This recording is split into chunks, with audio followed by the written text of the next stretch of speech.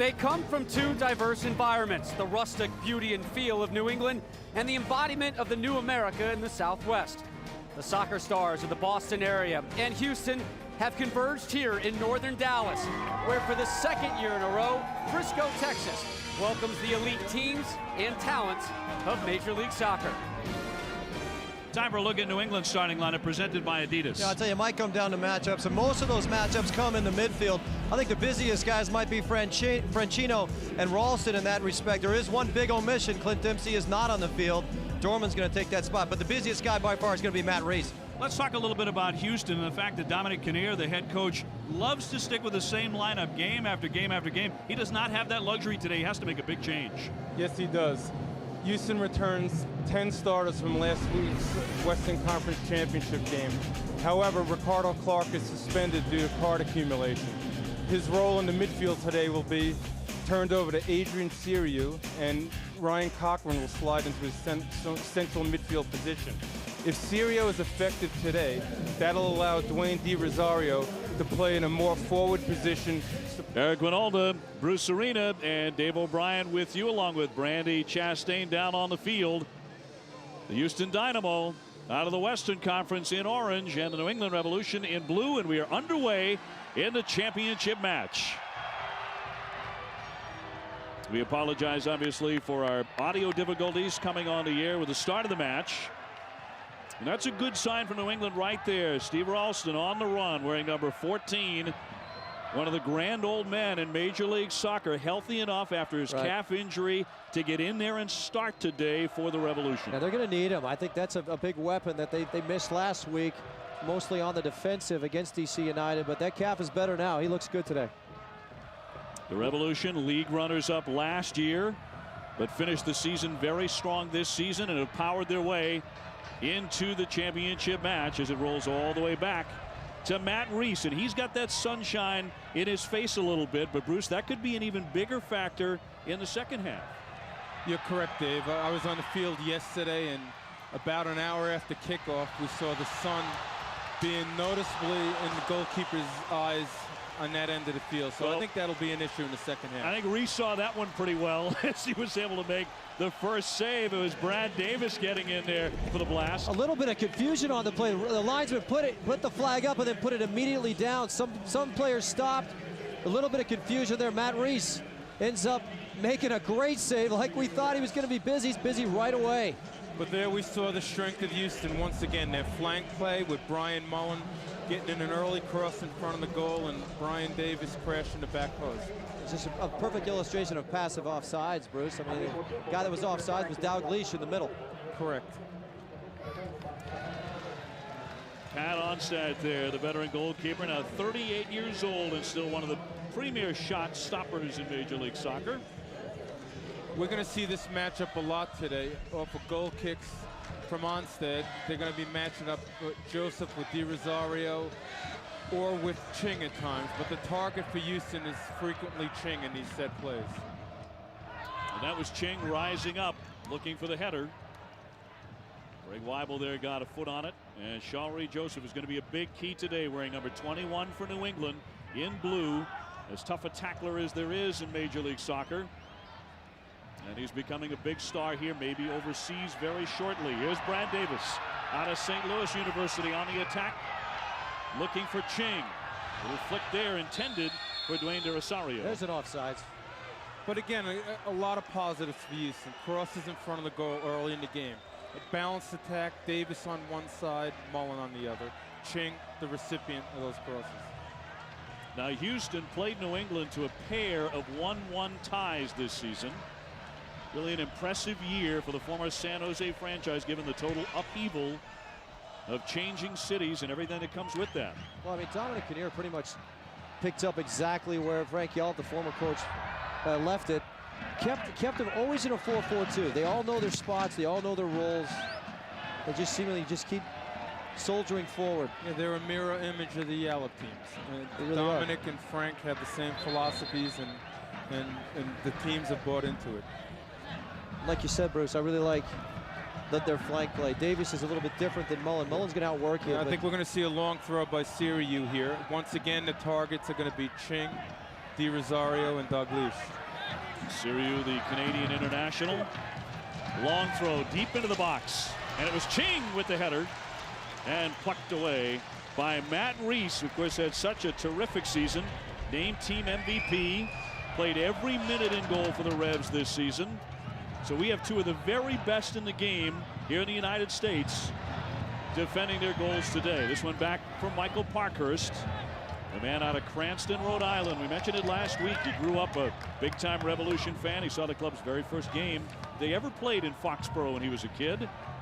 But a look at Reese and all those saves, 141 saves in 2006. Well, last week New England got an early goal, and this week they're pinned in a little bit by Houston. And it'll be interesting to see if they can relax a little bit and try to get the ball forward to Noonan and Twellman. Ching, the big target. Let's look at today's questions now. And for both of you guys, posing these for the rest of this championship match. Well, I mean, it's who's going to win that wing play. I mean, we'll talk about it in a second after this. This is basically just as good as a cross. Siriu is just, look how far he can put this into the box. Very high, lofts it deep into the box. Reese read it well. Back to the questions. Well, I mean, you talk about the wings, you're going to talk about Brad Davis and what we've already seen out of Mullen. For Bruce, I mean, what do you think the link is? What's the issue? Well, the link is typically Ricardo Clark. Right. He played that role in 34 of their 35 games this year. Today it falls to Adrian Siriu. He's obviously not Ricardo Clark, doesn't have his mobility, not as good a passer, but if he can anchor the midfield, do a good job sitting in front of the back four, it'll allow Dwayne to be more forward. And we just got to look at Ryan Cochran, number 5 for Houston. This one is played deep into the box. And coming out to cover it nicely, Pat Onstad out of Vancouver, British Columbia. 6'4", one of the grand old men in Major League Soccer. Pat's had an outstanding year, played in all 35 of Houston's games, and has been really a stable force in the defense for the Houston team. I'll tell you, when you get to a championship match, it's invaluable to have Reese and Onstad. Both teams, like you said, Dave, have great goalkeepers. They have that experience. They've been to the big show, so they're not going to be nervous. They know what to expect. Shawry Joseph playing this one for it. Intended for Ralston. He can't quite reach it. It was Eddie Robinson to cover it, the defender out of the University of North Carolina, who had a spectacular clearance right on the goal line in the All-Star game this summer. Ching takes a tumble. He and Shawry Joseph tied up a little bit there. Let's give you a shot of Ricardo Clark, and you mentioned him. Not on the field today, not available because of the suspension. Bruce, Houston missing a key man here. No question there, Dave. A great player, best 11 this year for MLS. Excellent passes, scored some timely goals as well for his team. And certainly his strength is his defending and his ball winning. Right, I mean, it'll be a test to see how Houston deals with it. And like you said in the open, Bruce, I mean, Di Rosario is depending a lot on how Siriu supports him. The better game he has, the more room Di Rosario has, the better they'll be. And another man who is missing for New England this time, Clint Dempsey, named to the best 11. And of course, Bruce, a man you are very, very fond of, but because of that right ankle injury, he is held out again, at least at the start. The question is, do we see Dempsey, one of the most exciting players in the United States and maybe in Europe very shortly, do we see him at some point today? Well, I'm sure we're going to see him, especially if this game is close in the second half.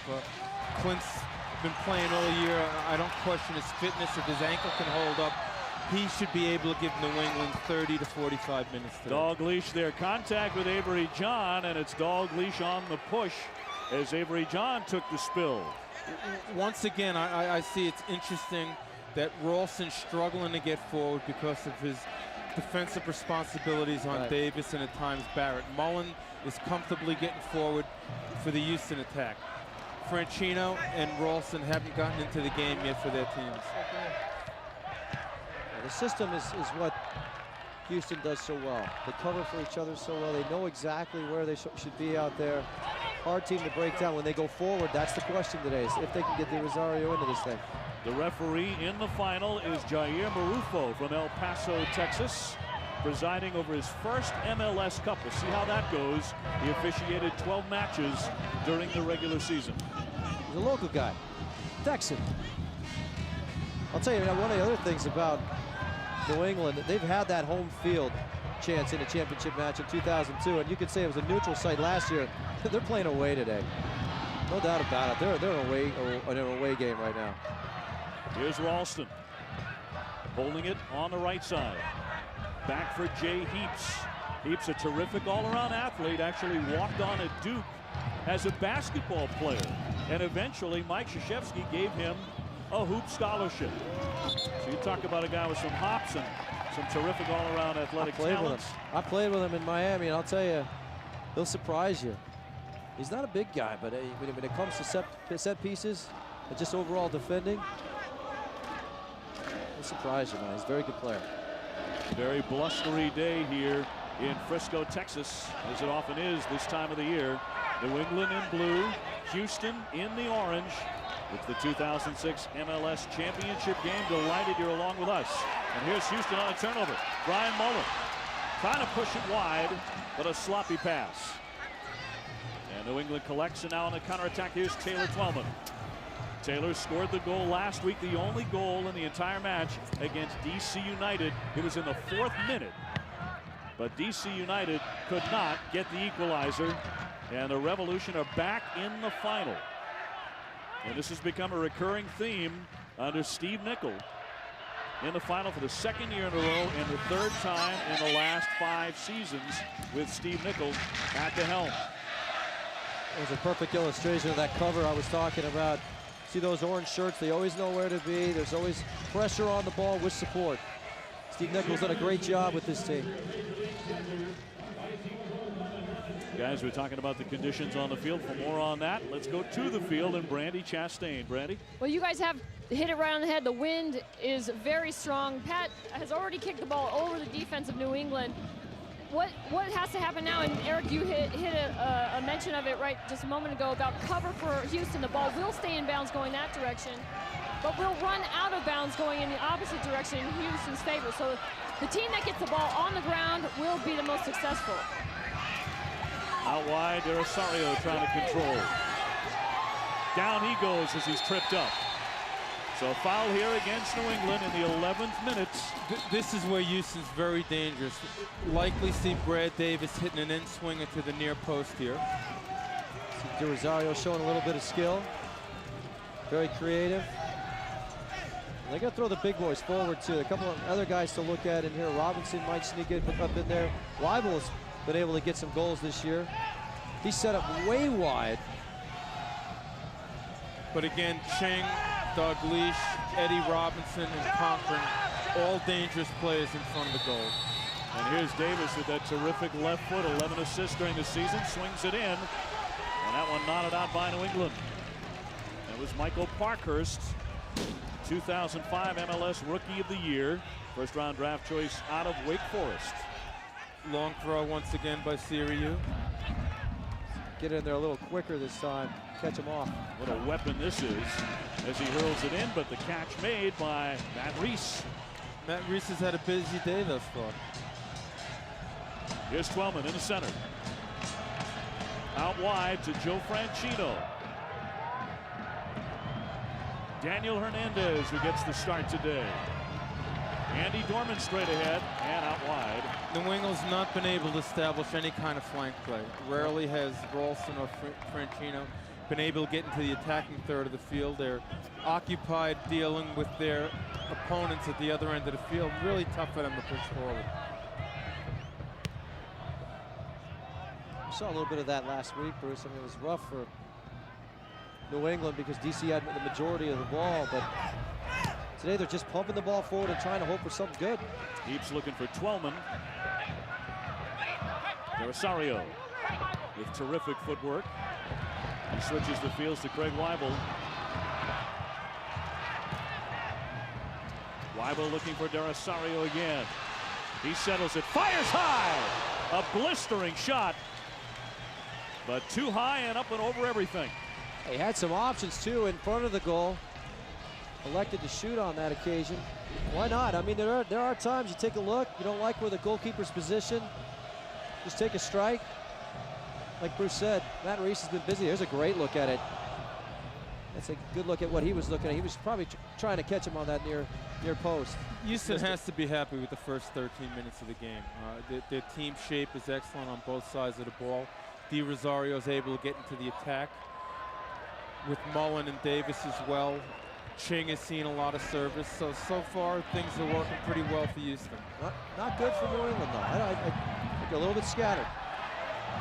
Shari Joseph trying to pick his way through and does. This is going to be far too long. Just a spectacular day, however, in Frisco, Texas. It's the MLS Cup. You know, it's never untypical in Cup finals to see teams a little bit nervous in the start. And perhaps that's the case with New England today. Houston seems much more relaxed and comfortable and really playing their style of play in the early going. And getting terrific fan support. Obviously, their fans traveling from Houston, a few hours down the highway, but there's plenty of orange in this building this afternoon. Here's Ching settling it. Playing it out wide to Weibel. Here he comes on the attack for Houston. Mullen had it spoiled. It's a great matchup, these two. They'll be going at it all day. That's Joe Franchino for New England. Still battling away. Franchino with 9 yellow cards during the course of the season. 3rd most in Major League Soccer. This one's going to roll on out. A 0-0 game here in the 15th minute of the championship. Dave O'Brien alongside Eric Linalda and Bruce Arena. Brandy Chastain with us as well. And a pleasure to be with you. The championship of American soccer. We understand that it's already not been a very good day sports-wise for the New England area. The New England Patriots have gone down to defeat on this Sunday in the NFL, losing to the Jets. And Mullen is down, a hard foul, and it is Franchino with the yellow. You were just talking about it, Dave. Yeah. The guy likes to get yellow cards. He likes to get physical. He likes the matchup. He likes going against somebody that's going to run him. This one hurt. And that's not going to be easy for Franchino now to have to play the next 75 minutes with a caution because Mullen's going to keep coming at him. So that'll be an interesting aspect in this game. But yeah, Bruce, I just caught him late. How do you coach a guy to change so early in the game his style? Do you do that at all? Do you go to him and say, take a look at that scoreboard, how much time is left? Well, Joe's an experienced player. He should know that, but we all know Joe that he has an aggressive personality, and he's not going to back off. So the referee needs to be smart as well, understanding that the player's already dealing with 1 card at the moment. Here's Wade Barrett, the captain, deep into the corner, knocked away by Ralston. It'll be a corner coming up for Houston. Houston worked on their corner kicks yesterday in training, and again we saw the same targets as we've talked about earlier with Cochran and Weibel and Ching and Dalglish. However, they tried to sneak a couple of balls to Di Rosario outside the D. Right now we see that Twellman is splitting Siriu and Twellman. So don't be surprised if they try to serve one to the backside. And that was intended for Di Rosario there. Well, the outswing into his Taylor Twellman getting up to spoil that opportunity. Houston nothing, New England nothing here in the 17th minute. Weibel sends it out wide here to Brad Davis. There's that other matchup. These two got great feet. Got Davis and Ralston going toe-to-toe. And we got to look there at Paul Dalglish as well. Davis has been right there with his foot on every free kick opportunity and the corner kicks as well. He is a terrific dead ball specialist for Houston. Dalglish is a great story. He's becoming a scoring machine since they signed him at the very beginning of September. Siriu able to keep his feet there, but taken away, and here's Andy Dorman. Franchino has it. New England's defending with so many numbers behind the ball. When they do win, it's difficult to get forward. And that was an example there where you thought they could get out on the break, but not enough numbers ahead of the ball. New England trying to end that scoring drought. Here's Noonan getting inside the box. Yeah, but still, just like Bruce said, there's 2 guys in the box and 8 orange shirts. Shari Joseph tripped up, down he goes. No call on that one, no foul. There will be no penalty. Risky tackle by Siriu.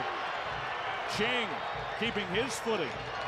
Some pretty good hitting going on out here in this final, as you might expect.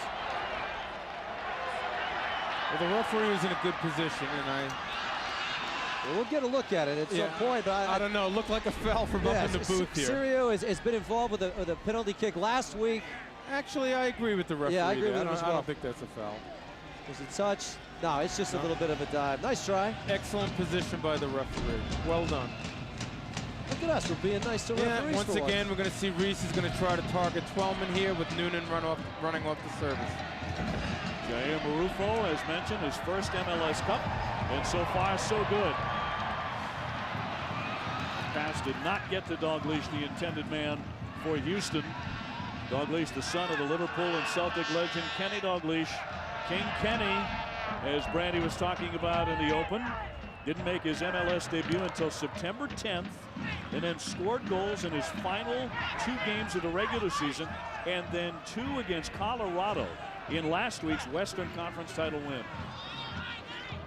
He brings a whole new element into their lineup. I think one of the reasons why De Rosario didn't score more goals is because of Dalglish. Different kind of player. Ching on the wing. Here comes Brian Ching. Pass to the top of the box. The shot will be high. An excellent goal-scoring opportunity for Brian Mullen. Ball came up on him a little bit. He could have probably taken another touch on the ball. I think he probably should have taken a touch here. You want to try and catch Matt Reese off. You see as the ball comes in. You've got a little bit of time there. Take a touch, get it on your right foot, get a better strike on goal than that. New England's back line got caught in no man's land there, and they tried to play an offsides trap, and they were a little bit late in doing it, and Ching got loose. The one early trend, you talk about Houston center backs been winning those air battles so far in the first half into the 21st minute. Revolution with very few good opportunities. Well, in the early going, Ryan Cochran and Eddie Robinson are just picking up Pat Noonan and Taylor Twellman, playing a man-to-man and winning the battle thus far. Noonan on the right. Ralston's there. Little push there for Taylor Twellman.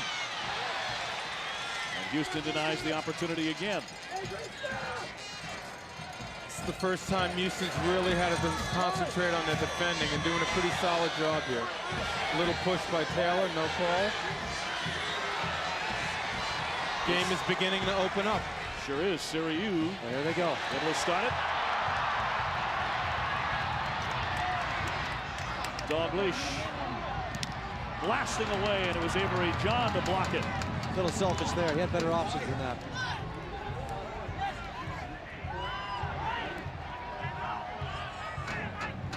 Minute number 22, no score in the championship match. Into Ching, but the offside flag is up. Offside on Houston. MLS Cup 2006, brought to you by Sierra Mist, one shockingly refreshing lemon lime from the makers of Pepsi. By Panasonic, Panasonic Ideas for Life. By the U.S. Soccer Foundation, MLS charity of choice, and MLS mashups where soccer and music unite. Ralston with it here on the right. Here's Noonan with a great pass to Taylor Twellman for the only goal of the Eastern Conference Championship. Franchino to Twellman. Great flick here. Here's Dorman. Dorman trying to get inside and cleared away by the Dynamo. Ralston inside the box.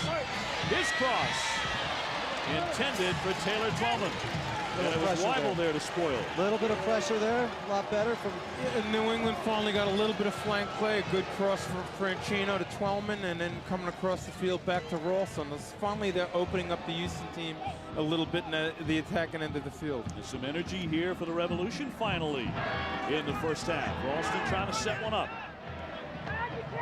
Is Shawry Joseph drawing a lot of interest from Europe. Hernandez. Joseph again. This is better from them. There's a bad tackle. Big spill there as Heaps went down.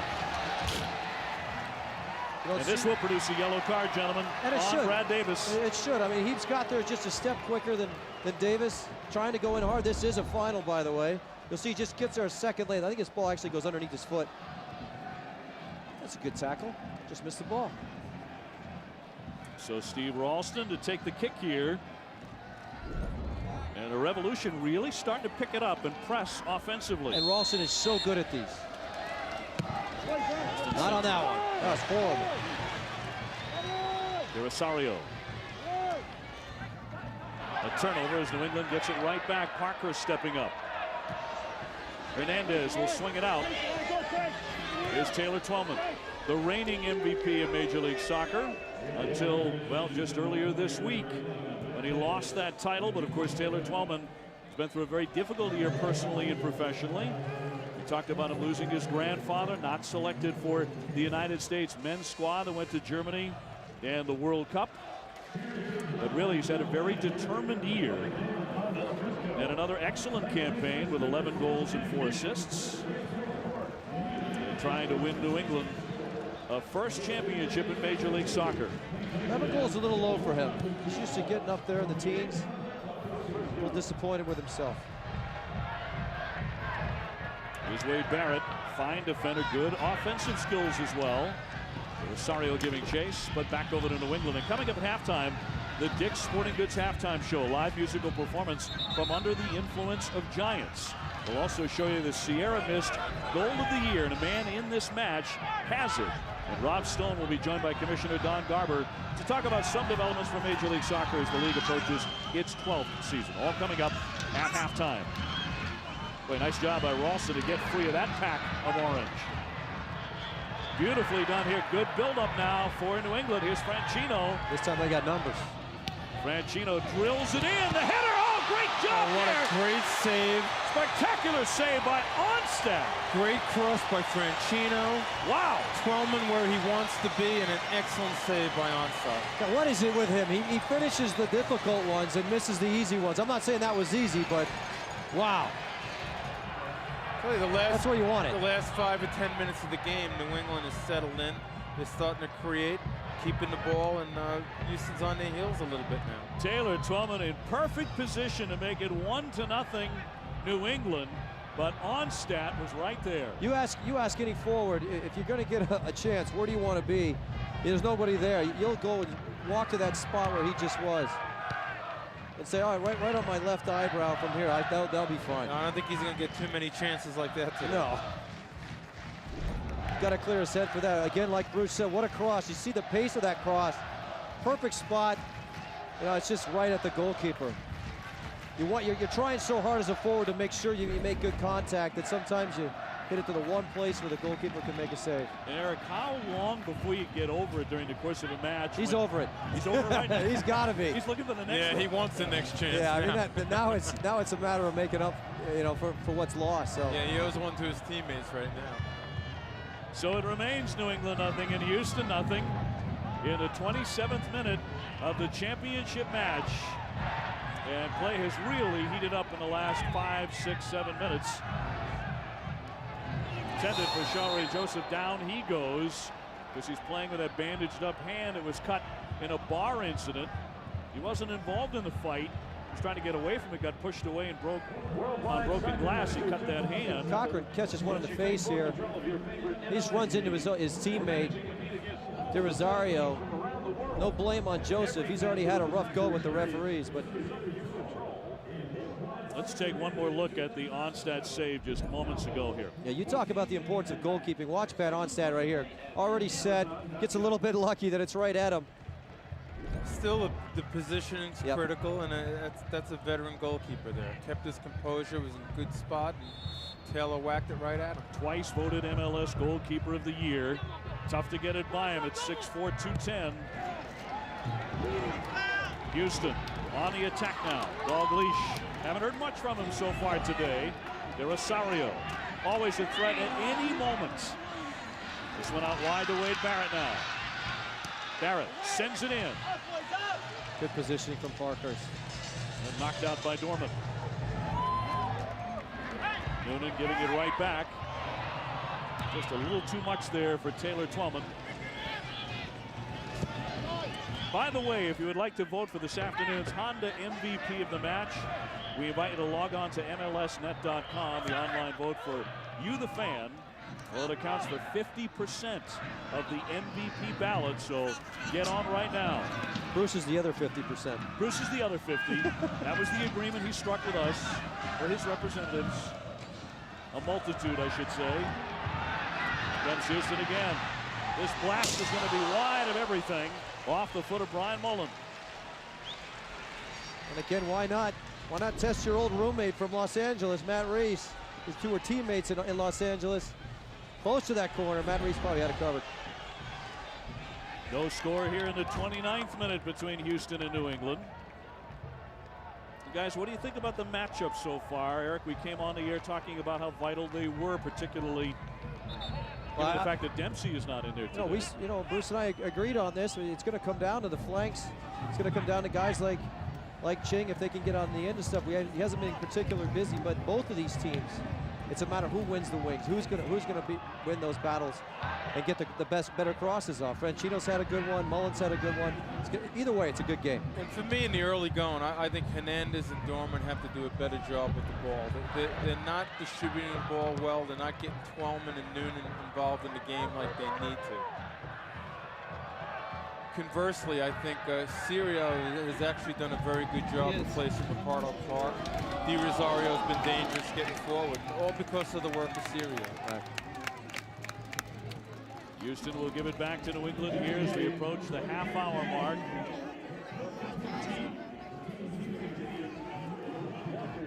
The official hamburger of MLS. And the question about Clint Dempsey with that bum ankle of his is, will we see him at some point today? And just the threat of having a Clint Dempsey on your bench, you launch him in, say, the 70th minute. If you're a Houston, then it's nothing or 1-1 at that time. It's the last thing in the world you want to see. Well, it's likely going to happen. This is looking like a typical Cup final, and this game's going to go down to the end. And I think bringing Dempsey off the bench is an advantage for New England. I don't think Houston has the same type of options as New England does. So perhaps that's the way this story is going to end today. I'll tell you, he's not happy. He's not happy. You can keep showing him on the bench there. He just has that look of someone that's been locked up in the basement chewing on raw meat for about 24 hours. He just wants to get out there right now. Dorman did a great job to settle that one. Still on the attack, but that's a race. No foul there. Brad Davis. Very good collective defending. Here's Dalglish. Good early ball forward to Dalglish. Dalglish trying to swing it in, but nobody home there. Again, it's Parkhurst. I mean, it's all about position. He's not the fastest, but he just keeps finding those little spots where the ball's going to be. As much as possible, New England prefers to have Heaps and Avery John match up on the two forwards for Houston and let Parkhurst be free. And today, Parkhurst has gotten in good spots to cut off his crosses. Yeah. You've seen it throughout. I mean, we were talking about it in the conference final. The same thing. Does a really good job. It doesn't really matter who he's playing against. If it's a Jaime Moreno who's going to run at him, or it's somebody that's going to try and beat him in the air, he's been a great player. Hey, Saturday, Judgment Day is finally here. Number 2 Michigan battles number 1 Ohio State with national title hopes at stake. Mike Hart leads the Wolverines into the horseshoe to take on bitter rival Troy Smith and the Buckeyes in college football's game of the year. It's Saturday at 3:30 Eastern, 12:30 Pacific on ABC. The Rose Bowl lives here. The Dynamo and Brian Mullen taken away. That was Parkhurst, again right in the middle of it. Sean-Ray Joseph trying to keep his footing. He's tripped up and fouled. That was Brad Davis taking him down. Got to be careful. He's carrying a yellow card. He said, what was that? Come on. Yeah, Joseph getting little words. A little bit upset. Sean-Ray Joseph, the 28-year-old who could be on his way to big money in Europe. Sean-Ray Joseph, pound for pound, is a terrific player. His age is getting up there. He's expressed an interest in Europe. If he's going to do it, he's got to cash in pretty quick. You know, he's already come a long way from his days as a 5-year-old in Grenada, hiding from the bombs falling just a few hundred yards from his home. This one is blocked out by Houston. Time for a chat with Steve Nickel. We go to the coach's corner and Brandy Chastain. Coach, first 20 minutes, perhaps not what you had wanted from your team, but you since settled. What is the difference in the last 15 minutes? We're just passing the ball better. I absolutely agree with you. We didn't start well. You know, we gave a sloppy ball away after like 30 seconds and nearly lost the goal. But we settled down. Taylor's had a great chance. You know, the goalie's made a great save. But we're happy at the moment, I must admit. The question everybody wants answered, when will Clint Dempsey make his appearance in this game? I don't know. You don't know, okay, but you may have plans. Yeah, I mean, we'll see what happens. You know, if it's going to help us by bringing them on, we'll bring them on. When that is, I don't know at the present time. Excellent. Thank you very much, Coach. All right, Steve and Brandy, thank you very much. Our Radio Shack Coach's Corner. As Heaps has it here on the near side for New England in the blue. When will that be? When will we see Clint Dempsey, one of the best players in Major League Soccer, who has drawn considerable interest from a club or two in Europe? There's no foul on that play, and Derisario's hopping mad. And Marufo is getting an earful right now from the Houston Dynamo star. I think Shalry got the ball, and he went through the ball real hard, but I don't think it was a foul. No, it's not a foul. It's just that those two knew about each other coming into this game. They both knew they're going to run into each other at some point. And this is a great listen on it. It doesn't get any harder than that. Rosario wanted a foul simply because, you know, you don't know you're going to get hit that hard. You take a little tumble like that, it's a little bit embarrassing. He might get him back, though. He'll have his chance. Well, the Dino fans certainly came prepared in their orange to rock and roll today here in Frisco, Texas. They came in a big, long caravan and ready to cheer for a championship. Former San Jose franchise relocating in Houston and to great success in their first year as the Houston Dynamo. Yeah, they wanted to name this the Orange Bowl. That was their idea. Brought a lot of them with them. It's really cool. Talk about Houston, Eric, and Boston and the sports history between the two cities. Go back to the 1986 NBA Finals. Now, this includes what we're seeing here today, but the Celtics defeating the Houston Rockets for their 16th championship. It's been some time since the Celtics have been quite that good, but that was their last championship as well. New England's doing a much better job now putting pressure on the ball. Houston's having a difficult time keeping it and getting forward. Ralston to Taylor Twellman. Back for Noonan. Intended for Twellman. That was off the foot of Andy Dorman. Great off-ball defending by Wade Barrett. Definitely. That's what we're talking about, that cover. These guys know each other. They're going to get beat every once in a while. No team has exemplified that better. Just cover of it. When somebody does get beat, they've just got their buddy there watching their back. And you know, Andy Dorman's underrated. The kid out of Boston University had 10 assists during the regular season and was right in the thick of goal after goal for the Revolution. A big reason they're here today. I like him. I think he's, you know, he can be a sleeper at times, but what a terrific player. What a terrific find. You look at the guys that New England has drafted over the last 4 years as Twellman, Noonan, Dempsey, Parker. So it's pretty good. Now you're seeing that momentum shift, Bruce, and you touched on it almost immediately as the Revolution finally got a couple of decent chances. And that was even before the great build-up on the opportunity for Twellman. They started to dominate the flow of the game, or at least take over the flow of the game. And that's continuing as we get closer and closer to halftime. Well, I think Stevie Nickel said it all. They're passing the ball better. And when they can pass the ball better, they get players in more advanced positions. And we've seen that over the last 15, 20 minutes, that Ralston and Franchino can get into the attack a little bit more, as well as Dorman. Sirio's not having a bad game. He's not. Both of us are a little concerned with it. I agree with you. For the people at home watching this game, you want to see vertical positioning by the central midfielders of Houston. You want to see 51 deep with 14 ahead of him. If Sirio's having a difficult time and Dwayne needs to play horizontal or play next to him, he's going to be less effective. Brandy Chastain, you had a chance to talk with his teammate Eddie Robinson about Adrian Sirio, did you not?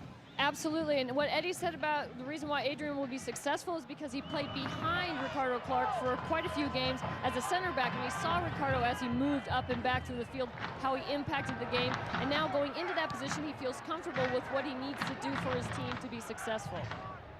All right, Brandy, thank you very much. And Ricardo Clark unable to go today because of the suspension for Houston. Such a key part of the Dynamo success as well. So that forces Dominic Kinnear. We'll hear from Dominic a little bit later to make changes. Maybe that's not necessarily what he likes to do. He really does like to stick with the 11 he started with game after game, as Twellman will spread this one wide for the Revolution. And here they come. But Ralston kept on going, and the pass slipped out of bounds. Here's Siriu in the center. Rosario with some room to work. Will fire this one off the hands of Matt Reese. That's the second time he's tried that today. Of course, it was from the left side, trying to catch Matt Reese in the near post.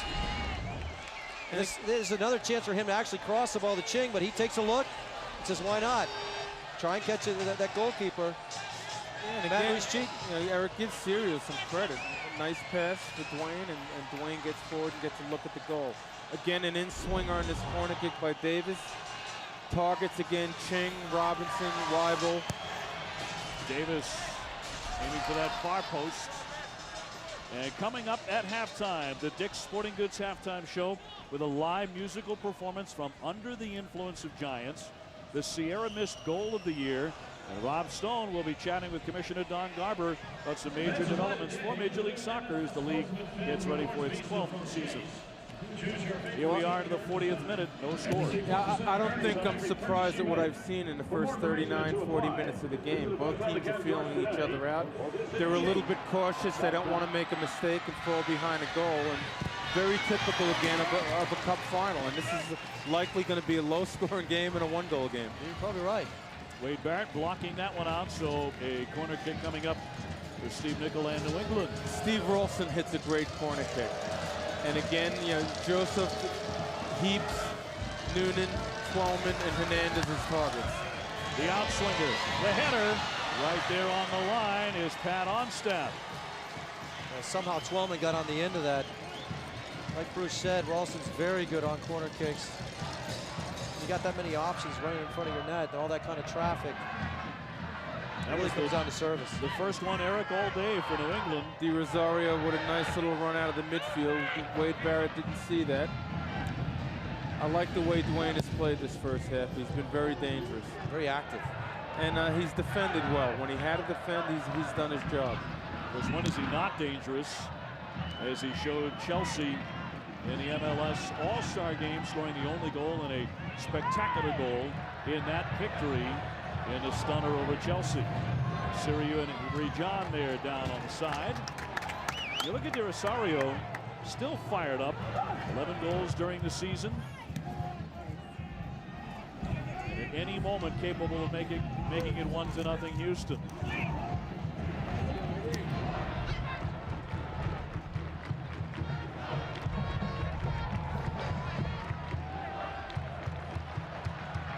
It's getting a little chippy now.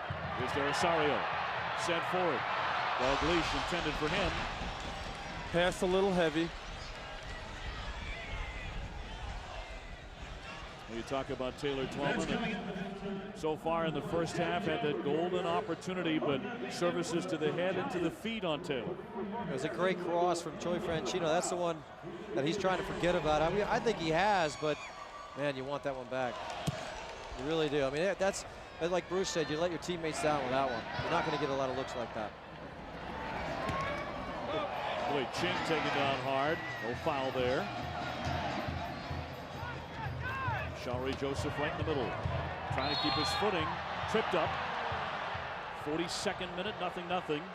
And a foul here on Di Rosario. Well, he and Shawry Joseph going at it pretty good. It looks like Houston's made an adjustment in their formation now, and they're playing a 3-5-2 with Weibel, Cochran, and Robinson as the center backs, and Barrett up on the left, Mullen on the right, and Brad Davis moving inside to help Siriu and Di Rosario. That surprised you? I'm a little surprised. Yeah, I'm very surprised because rarely does Houston adjust to the other team. They traditionally play a 4-4-2. Game in and game out. And I didn't think that adjustment was necessary. Handball on Heaps. I think it might hurt him. Davis. That's dangerous. Ching. Inside Dalglish, but the flag is up. Offside. Offside on Houston. But everybody in the building rising up off their seats. See, that's a combination play. Now, offside was already called prior to that. Flag's already up, as you can see. But the combination play is what they're trying to do. I actually, looking back at that, think that was another illustration of passive offsides. When somebody else is offsides and they don't get the ball, that flag's got to stay down. That was a tricky play. It's a hard call to make as a linesman because you're looking through people. Might not have been offside. Heaps with the throw-in. Wearing orange is definitely not offside. I hear you, yeah. You see that corner over there? They look like Holland. Speaking of wearing orange, pretty good collection of orange shirts in the crowd today. Ralston right on top of the netting. Talk about flank play, Bruce, and how important it might be today for the Houston Dynamo. Well, Mullins' one cross was early in the game when Doug Leach got the one chance, and Davis has hit a bunch of good ones, and I think that's an important ingredient in their attack. And if Ching is going to be effective, it's going to come off of crosses. So going into halftime, I think that they need to continue to instill the attitude of getting some crosses in front of the goal and let Ching and Doug Leach try to run in front of Reese and get some opportunities. Yeah, the best cross they had came from Ching. And Mullen was on the end of it. You swap those roles, you're probably looking at a goal. Daniel Hernandez gets it wide to Franchino. Had a great cross to Taylor Twellman, although it did not wind up in the back of the net. And here we are in the closing seconds of the first half. And New England with another dash. Here comes Heaps. Good stuff up there by Weibel, reading the play. Watch Noonan and Twellman work together up front. One's always coming, one's always going. Difficult to defend against. Noonan, who hooks up so well offensively with Taylor Twellman. We saw that last week. Those two know each other so well. 1 minute of stoppage time added here. First half of the MLS Cup 2006. The sun has disappeared behind the clouds, but the wind is going to be a factor on into the second half. You know, Eric, for me, I don't think Houston's looked comfortable the last couple of minutes. No, they haven't. Switching their formation. It'll be interesting to see how they come out the start of the second half. I'm still, like you said, I'm very surprised that they went away from their four-back system. That's always something they've relied on. And for them to make a change like that, to have to adjust to their opponent. Well, I hope Brandy asked Dominic that question in the second half, because I'd like to know why. Noonan. Saw Taylor Twellman making a run there. A little flick here from Shawry Joseph. Franchino will not be able to get it. And so just about another 15 seconds before halftime. It's Houston nothing, New England nothing. And Onstad, who made the best save, and haven't been made saves at all by either goalkeeper, but Onstad made a dandy on a Taylor Twellman header. Well, if the wind remains the way it is, it'll favor New England in the second half. And that's the end of the first half. So that's it. We are at halftime with your score. Houston nothing and New England nothing. All right, gentlemen, looking forward to a fine second half here. A reminder that today's game can be heard in Spanish by pressing the SAP button on your remote. Spanish audio presented by ESPN Deportes. Our Spanish language announcers today are Robert Sierra and Claudio Gijon. And we're underway in the second half. New England in blue and Houston in the orange. This, by the way, is the third MLS Cup final where there was no score in the first half. New England lost in overtime, and in fact have lost 2 times after a scoreless first half in the championship match. We'd like to thank Bud Light and all of our Major League Soccer sponsors for allowing us to bring you MLS Cup 2006 without interruption. Well, no changes to start the second half, but the half opens up with a corner kick from Ralston. This time it'll be an in-swinger.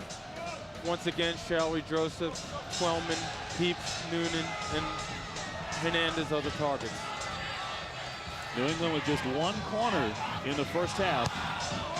Ralston sent it in low. A turn and fire by Heaps, but that one partially blocked, deflected. Another corner coming up here for the Revolution. I don't think that's what they're looking to try and do, is find Jay Heaps at the near post. They got to find those big targets that Bruce just spoke of. Not the best cross out of Ralston. Ralston will try another one. A little better this time. Free into the 6 and cleared away. Much better. Well, Houston did start the second half in a 3-5-2 as well, so I think they just want to match up with New England. I think they felt that they were getting a little bit overrun in the center and midfield in the last 15 minutes of the second half, and that's why Dominic Kinnear made that adjustment. You guys, when we came on the air today, each took a question. Eric, it was who wins the wings, and for Bruce, it's where's the link. And Eric, the wing play was going to be such a factor today for 90 minutes of this championship. Well, we haven't seen a goal yet, but that's definitely where the best battles have been. Joey Franchino stepped up, a great cross to Twellman, and I think Mullen's got to get back in this game. I mean, he's always been a factor, but it's really going to come down to who the best cross, who's going to finish it. That's what's going to win this game. You know, I think for Houston, Cirio's done a pretty good job playing behind Di Rosario. But as the first half went on and Joseph and Hernandez started to join Dorman going forward, they were getting a little bit overrun. And he doesn't want Di Rosario playing where he's playing now, next to Sirio. And that's the reason why they moved to 3-5-2. Do you think that's because of the absence of Clark? You think they really had to switch it? Yeah, Ricardo Clark covers a lot of ground, very mobile, and he's a good passer. In the case of Sirio, I mean, he's been able to defend in front of the back four, but his distribution isn't as good as Ricardo's, and he doesn't have the range as well. I'm still surprised at the change. Well, yeah, definitely ask Brandy to ask Dominic Kinnear. I agree. I talked with Dominic during the week, and he told me he played a 3-5-2 once this year, and that was a home game against DC United. So it's interesting to see that he's choosing to do this in the MLS Cup final. Rosario with a missed kick. Shari Joseph. Had a pretty quiet first half for the most part. He and Rosario got tangled up several times, and Joseph reacted angrily on at least one occasion, and so did De Rosario. So those two have been battling pretty good. Here's Dorman. Here's Noonan. Noonan at the top of the 18. Taylor Twellman. Just a little bit too far for him. Here's Franchino again. See if he can get a cross off. There's those battles. Trying to get the cross off. Great play by Mullen. Houston does a good job getting numbers back. They've defended pretty well for these first 48 minutes or so in the game. Mullins had a very solid contest. He was a key man with his tireless work rate. Also an excellent crosser of the ball. And he was for San Jose in 2003. Well, moments ago, you guys wanted to hear from Dominic Kinnear right now in our Radio Shack Coach's Corner with Brandy Chastain. Coach, there's been a lot of speculation as to why you moved to a 3-5-2. Let's hear it from the horse's mouth. Well, we weren't holding the ball very well, and they were getting some late runners in midfield. And I just wanted to get Dwayne on the ball more, get Brad on the ball more, because we didn't have great possession. So he gets a little bit more time in the ball. We can spread them out a little bit. What did you tell your team at halftime, knowing that you had moved to that 3-5-2 so late in the set? Just told them, I said, we got 5 minutes here. Hold on, let's see. Here's Mullen, partially deflected and hauled in. We just get more guys around the ball in the middle of the park, and I think it maybe helps us hold the ball more, because we weren't really getting our outside backs involved. Maybe it has something to do with them, but we weren't really possessing the ball good, so that's why I did it. If Dempsey comes into this game, will you make any changes? No, just keep it the same. Excellent. Thank you so much, Coach. Brandy, thank you very much. We thank all of our coaches all season long for participating in the Radio Shack Coach's Corner and getting their insights.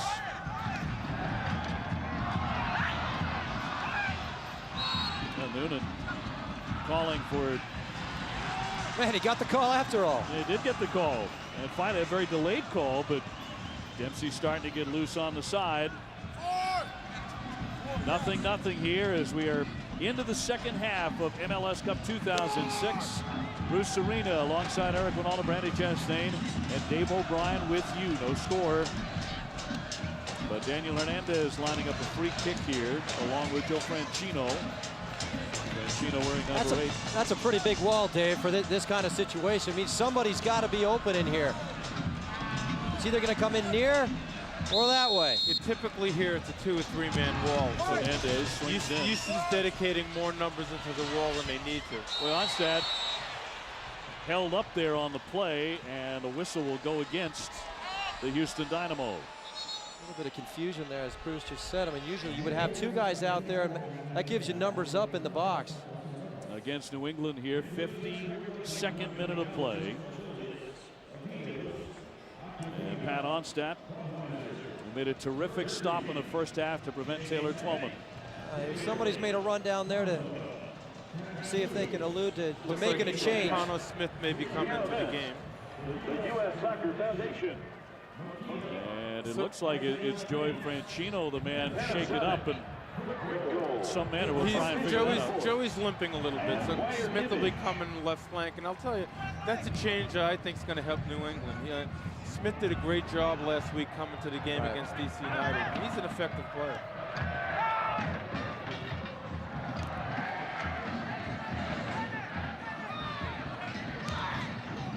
Weibel driving this one ahead for Dalglish, who has not been unleashed yet in this match after 2 goals last weekend against Colorado. Davis back to Siriu. Down he goes and fouled by Andy Dorman. Siriu's had a much better game than I anticipated. Sitting in that spot, a lot of responsibility on him today. There's some questions about his... And he's shown a lot of confidence on the ball. Definitely done a has. decent job. And for a guy who, there were some questions about a knee and whether or not he'd be able to really go hard today. This is a big sub, and I think this is a tactical move. It's just as much as Joey Franchino has an injury. Watch Smith. This guy loves running at people. He's got a long stride. He's huge, as you can see. He's about 6'4", 6'5". Big test now is what kind of matchup this will turn out to be with Mullen. Here's Mullen trying to get around him on those long strides. I think Dominic told Mullen to go right at him. He's coming off the bench. He's a little bit cold, and test him. Why not? Here's the whistle here in the 54th minute. This will go against Houston. It'll go against Adrian Siriu, who missed nearly 2 months of the season with a broken toe.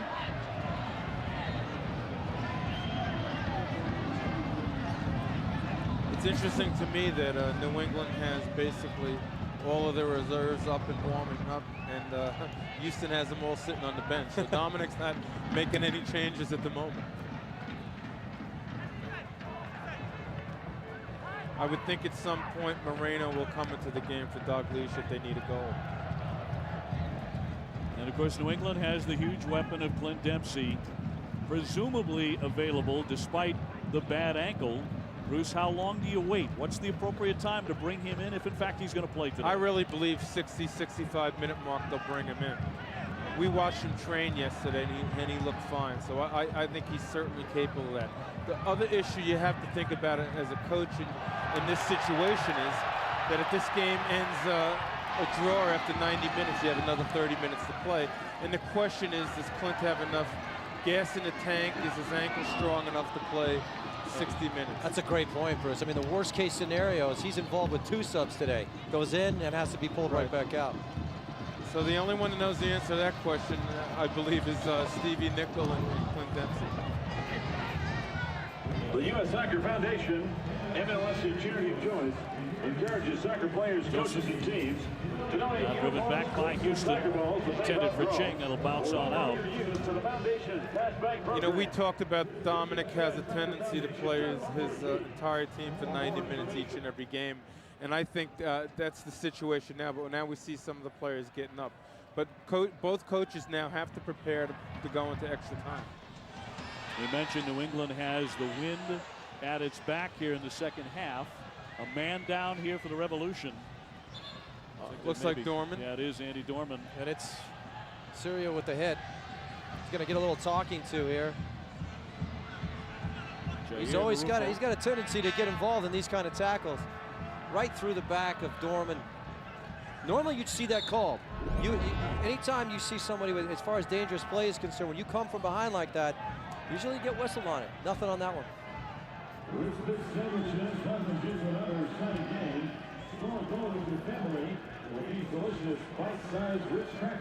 Looks like watching Dempsey, he's starting to pick up the pace of his sideline work here as if he has every intention of playing. Yeah, you can tell by the way someone warms up, where they've been instructed that they might be coming in the game.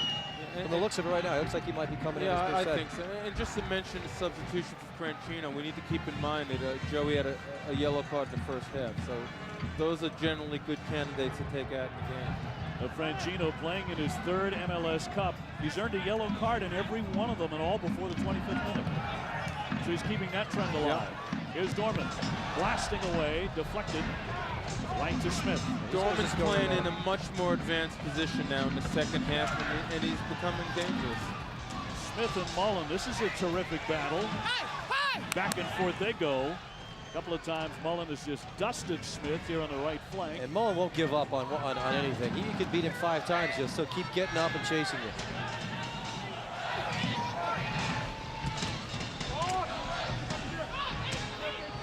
Here's Shawry Joseph on the near side.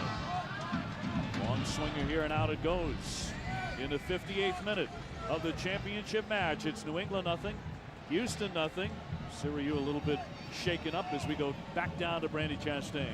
Well, Dave, I've asked the New England trainer and Joey what the issue was. Both of them gave me the don't really know, kind of looked at the coach like, I'm not sure why we made the sub. So I'm going to try my best to get to the bottom of it, but I think it's one of those things we'll find out after the game. That's usually the look of a guy that gets taken out. He's not happy about it. It's one of those, look, coach, I could have kept going, but he did get taken out of that conference final against DC. And well, Smith I just think 2 factors. You bring in a fresh player, a player with some pace, a more aggressive attacking player, and also Franchino's playing with a yellow card. For me, that's a good substitution. But you know me, Eric, I don't always make the right decisions, so. I think you just wait too long sometimes. Yes, exactly. Smith. That's why I'm in a boost today. Here's Dalglish now in the center. Intended for De Rosario, but it never got to Dwayne there.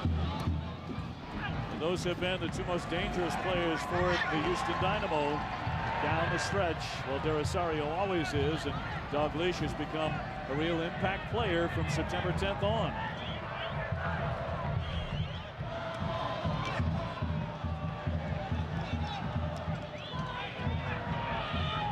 Here's Dorman in the middle, spreading it wide. There's that matchup again, Dave. Smith with those long legs to carry him up against Mullen. And here comes cover. Great job again by all of the defenders for Houston. They just do a great job of never letting those one-on-one battles happen. One of the guys that New England's done a great job of just taking out of this match, Bruce, is Paul Dalglish. He just hasn't been effective. He's had a very quiet day. I think Ching has been obviously a lot more active, and many more balls have been played into his feet, but Dalglish has been pretty ineffective. On the corner for New England, high and for the far post. Well defended there by the Houston Dynamo. I think we see Dempsey coming into the game now. So about the 60-minute mark, I'm confident he has 30 minutes in him. Yeah, but like you said, Bruce, this thing stays 0-0. How long will he last? Tough decision right now for Steve Nicol. Yeah, I think the likely choice here is going to be Hernandez. It'll be interesting to see who Stevie decides to take out. And the hopes of New England Revolution's fans are going to go right through the ceiling when Dempsey finally does enter this one. Did not play at all in the conference championship victory at DC United. And as Bruce alluded to, just you see Hernandez is a very nervous player. He's looking over at the sidelines waiting for his number to come up. It's probably him. Well, I'll tell you, regardless of the fitness of Dempsey, he's going to create some chances. He's a player that plays with a lot of confidence, not afraid to make a mistake, which is pretty common in games of this nature. So I think Clint is going to be a real factor in this game. Clint, of course, scored a spectacular goal for Bruce Arena in Germany. Excellent goal against Ghana. The only goal we scored out of run of play, and a fantastic finish on a ball played by DeMarcus Beasley. And getting ready to come in. And Houston Dynamo fans getting a little bit nervous now because Clint Dempsey, who just might be the most talented player on the field today, is finally getting a chance to come onto that field. He's taking Dorman out. He's taking out Andy Dorman. So Dorman, the native of Wales, played such a big role in many, many goals for the Revolution this season. He'll be the man coming out for Dempsey. I think that's a good change. You know, he's allowing Clint to play in a more forward position. I think they feel more comfortable with Hernandez and Shawry Joseph playing deep. So I think it's a good change. So I think these have been 2 good changes by New England. The only concern that might happen here is with Daniel Hernandez and Dempsey being on the field at the same time, if they can last the game. Well, here's a big moment in a championship match. Clint Dempsey is coming on. Back to his goal against Ghana. I'll tell you, talk about confidence. This is what I love about him. He's already yelling before he hits this ball. This is a confident player. Just slam it in the back of the net. The celebration's even better, but you can just I love it when you see a guy like that knows he's going to score. And the dance, of course. You might see that today. Long throw by Sirius. Sirius been great with these all day, but we've seen that many times too. Matt Reese with the catch. So Dempsey is in and Dorman is out. This is a moment the Revolution have been waiting for the last few weeks. I think at this point in the game, New England has a little momentum. I think perhaps the wind is helping a little bit, and in the addition of Dempsey, I think they're going to get some chances. Dempsey with the touch. Clint Dempsey coming in wearing number 2. So easy to spot because of those yellow spikes of his. Giving them some immediate energy here. That was intended for Dempsey. Trying to sneak in. Ryan Cochran spoiled it. Excellent play by Cochran. Read the pass and stepped in and won it. The forwards for Houston have been ineffective. They really have Second today. half. I think the first half, Brian was involved in a couple of goal-scoring opportunities, but he's been pretty quiet for the last 25 minutes or so. Not a lot from De Rosario at all for Houston. The first half he was blasting away. Here's Dempsey now on the attack. Flying down the wing. Here he comes. Clint Dempsey setting up the cross. The header. Well, on target, but not much behind it from Ralston. Well, that might have been the first cross that Steve Ralston's won in the box in his career there. It's Wade Barrett he's jumping up against. Yeah.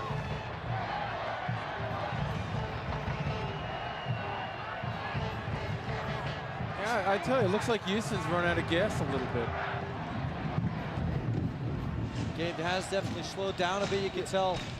De Rosario's having a hard time finding the ball. It looks like the combinations between him and Davis are not there.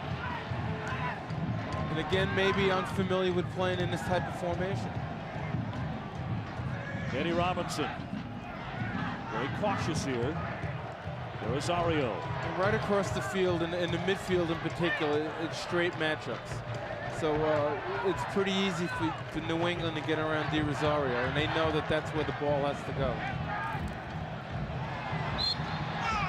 Hernandez lunging in there, and he commits the foul here in the 65th minute of play. 0-0 in MLS Cup 2006 between Houston and the Revolution of New England. Houston changing cities from San Jose to Houston. They're going all the way to the final in their first year in Texas. For New England, this is a recurring theme, getting back to the finals for the 3rd time in the last 5 years. Here's Weibel on the wing. Twellman went down. Not a lot of contact there. It's Craig Weibel. They'll push it forward. And the offside flag is up. Dalglish got in front too quickly. Here's a look now at our Panasonic game shots. This game started off early. You see De Rosario trying to get on that near post. Misses that one, but there was the great cross to Twellman, the best chance of the game. Onstead definitely up to the challenge, showing his experience as a goalkeeper. Again, De Rosario from outside, but goalkeepers have been busy, but the hard part for them right now is that they sit and stand for so long, and then it's like sleep to sprint. They got to come up with the big save. With that shot by Taylor Twellman on the header that Onstead saved has a haunting feel to it now as we're into the 66th minute, and precious few decent chances for either side to score since then. It really stands out. Both teams got to do a better job of getting their forwards the ball right now. They've been trying to stay active. It just hasn't been working out for them. Here's Davis. Brad Davis with a little bit of room to operate here.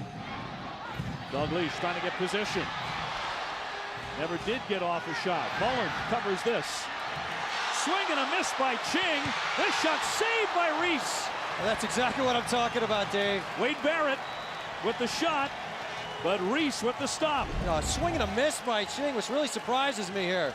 Pretty good spot to be in, but it surprises everybody. Wade Barrett's not the guy you want shooting because he's just going to try and put it on goal. 2 goalkeepers making 2 big saves in the final, but it's only because of experience. Hold your ground like a game of chicken. Who's going to move first? The Dynamo fans really coming alive after that opportunity. But now it's Ching who is haunted. Davis, this one swings out. And Dalglish again had the opportunity to do more with that. They're Rosario now. And swept away by Heaps. Risky tackle there by Heaps. Another corner kick for Houston. I'll tell you, this game can come down to a restart. It really might, you know? Out of runner play, neither team is creating many chances. Perhaps they're going to get a goal off a restart. I like Weibel on these. I just have over the last couple of weeks. He's the last guy you think about, but he always ends up on the end of it. Into the mixer, batted down. Reese got a hand on it. I believe Weibel's had 5 goals this year for Houston. I imagine most of them are coming off of restarts. Davis, couple of slick moves here. Smith got his foot in there. Dempsey nods it out. Boy, a lot of play in the air and bodies flying all over the place. A push by Dempsey there as he decks Mullen. You could go back and call about 4 fouls on that play. You really could. Referee doing a really good job of letting it go. Jair Marufo is the referee, the man from El Paso, Texas. I'll tell you, I'm the last person to go on a campaign supporting referees, but I think the last 2 weeks we've seen some excellent performances by the referees in these MLS playoff games. Don't jinx them. Yeah, you're right. It's late in the 68th minute. We still have plenty of time. And for me, they're letting the players play, and that's what it's about. Let the players decide the game, and I think the last couple of weeks I've seen that. I'm not sure that was a foul. What about, hey, well, we've got you here, Bruce. Got to ask you about the World Cup refereeing, because this summer it was such a huge issue. Well, I think it was a travesty, the officiating in the World Cup. And I'm not only talking about the U.S. I think FIFA gave a mandate to referees on how they wanted the game called, and they did a terrible job. Players and coaches didn't know what a foul was. And everyone was so tentative on their heels. Every tackle seemed like it was a foul or a yellow card. And I thought it really hurt the World Cup. And I don't think until the quarterfinal round did we see the officiating get better. It almost seemed like they just turned on the switch and said, all right, let's go back to normal. Yeah, well, I'll tell you, the penalty kick in the Ghana game still haunts me. It was a remarkable call. But having said that, it's all part of the game, and you know, you got to deal with that as players and coaches, and you know, we accept the responsibility for the loss. Houston nothing, New England nothing as we approach minute number 70. Shari Joseph sending this one in the center, and he will take it back. What a great story he's been. Going on that left, and Mullen knows it. Excellent defending by Mullen. Just shut down that left foot. You know that's where he's going. Pretty good defending. He has been a cool customer on Smith ever since Smith came on as a substitute for the Revolution. Keeps up ahead for Alston, who had a chance several minutes ago on a long cross. Good to see Steve back in there. He's been battling a calf injury.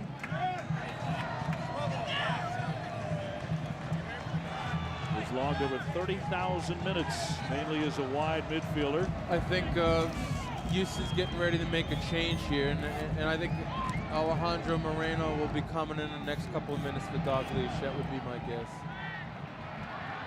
Well, here come the Dynamo trying to build an attack in the 71st minute. Rosario just a step or two short on that one. Hey, the one day everything went wrong is the one day Detective Brett Hopper can't escape. Framed for a crime he didn't commit, he'll relive the worst day of his life like it was his last day on Earth. Ty Diggs stars in a 13-week action-packed thrill ride, Daybreak. A special 2-hour series premiere coming up on Wednesday at 8 Central only on ABC. The heading attempt by Dempsey didn't quite get there. What a great cross by Noonan. Noonan is a tricky guy. He can wrong foot defenders, get him off balance.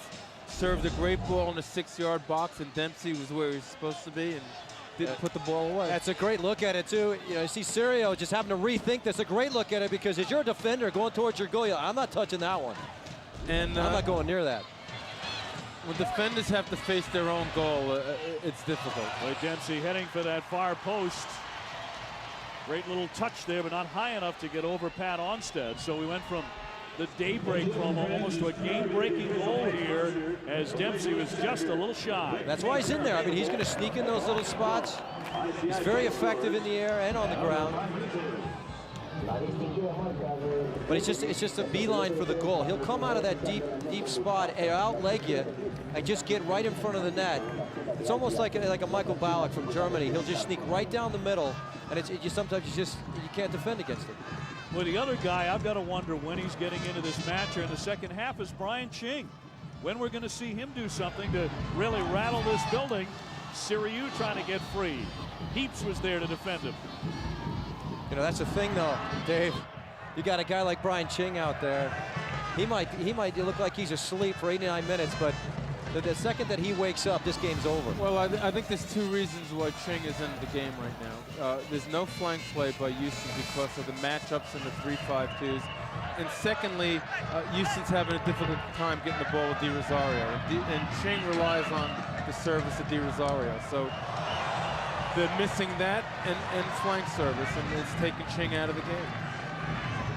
Some blue shirts in front of the net now. Ralston still with it. Taylor Twellman intended for him. Well, Pat Onstad saw that one coming. And by the way, if you'd like to vote for today's Honda MVP of the match, good luck, because we haven't had a goal in very, very few scoring chances. But log on now to MLSnet.com. The online vote for you, the fan out there, counts for 50% of the MVP vote. 74th minute, no score of the championship.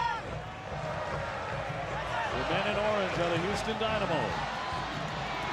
Trying to build one up here, but there's Avery John to knock it back. I see that Di Rosario's struggling a little bit, maybe suffering from cramps, and if that's the case, they're really going to be caught because they don't have too many choices in the midfield for Di Rosario.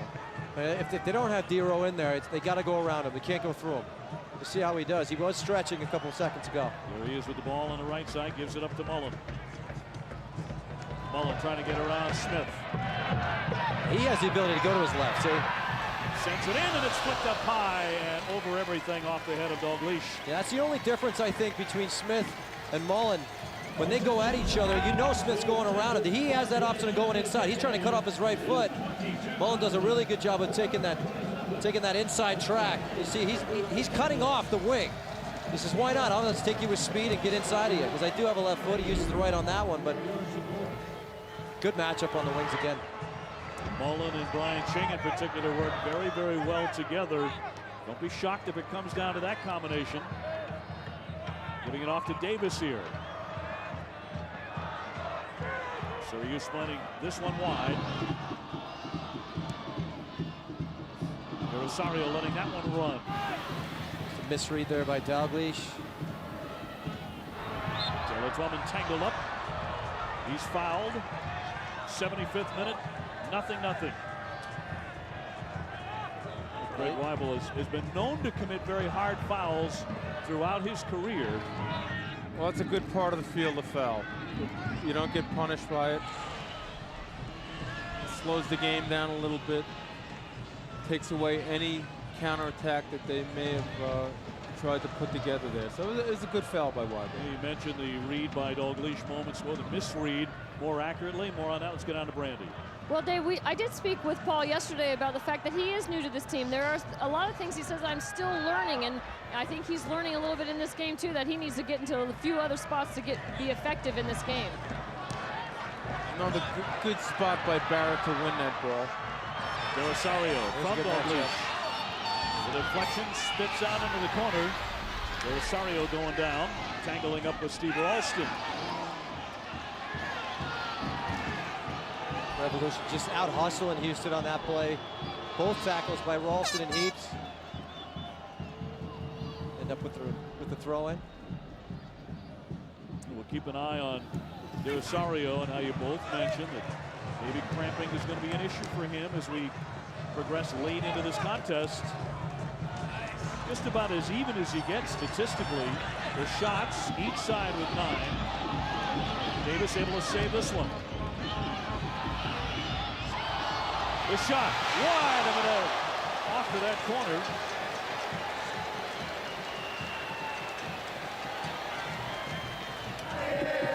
Houston getting the opportunity. Watch this foot move right here. What do you do if you're Parkhurst? I mean, how good is that? I mean, he's not right-footed, and he knows that going in. He's got to try to do a better job of putting that on goal, but how about that piece of skill from Brad Davis? You just hope he misses. That's what you do. There's nothing you can do. That was great. Hernandez sending Dempsey here. This will probably be a flip move, too. Dempsey, his second half substitution. Blocked. It was Mullen.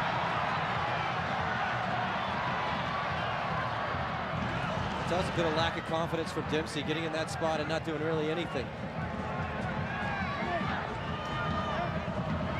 Twellman and Ralston trying to play a two-man game there, but it goes for naught as we take a look at the Bud Light game summary. In the 78th minute, New England nothing. We've been here before, haven't we? Like Bruce said, I mean, it's a typical Cup final, a little bit of nerves in the first half, but not a lot of chances. Both teams just trying to ease their way into the game. And New England with that long scoring drought in Cup finals. And now the issue is how do you approach the last 13 minutes of this game? Are you a little cautious? You pick your spots, you get a chance, you take it. And I think that's generally the posture teams take. And if they can get the goal, they get the goal. If not, they go into extra time. Davis still up. Who do you favor in the overtime?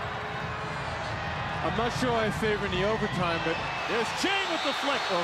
In penalty kicks, I'd have to favor New England with Matt Reese's success over the years. Offside on this possession. There's the crossing again.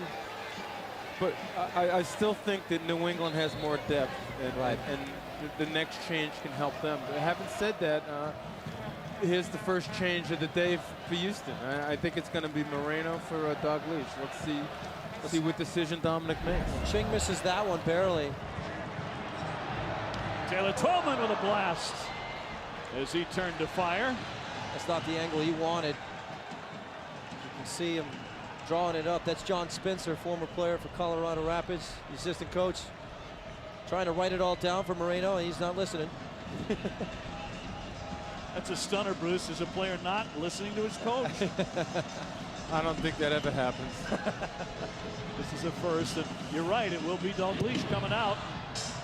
That's not exactly what Houston had in mind when they built the game plan. He was such a big factor last week, scoring 2 goals against Colorado, as Dempsey is fouled. Spencer is Scottish as well. So a very Scottish flavor to this final in Frisco, Texas.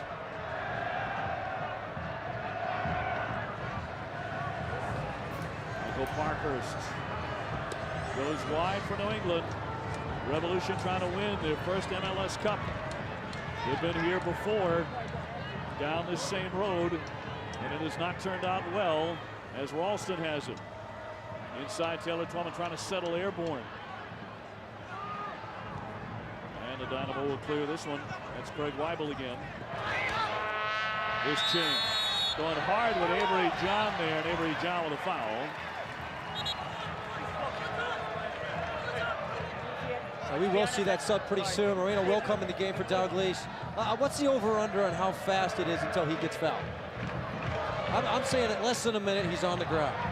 Because the great thing about Moreno is that he will get in, he will mix it up, he will cause fouls, cause a lot of those opportunities Bruce was talking about as far as a set play. Houston's very good on it. Wander Osorio looking to make a move here, sends it in. Still alive. Dalglish is preparing to exit this match. Deep into the corner for Wade Barrett and off him. There was the nod. That probably means he'll do it right now. So disappointment definitely for Dalglish. Not the day he wanted. Has to be. He called this the biggest day of his professional career. It's a long jog right there. You just don't want to come off the field.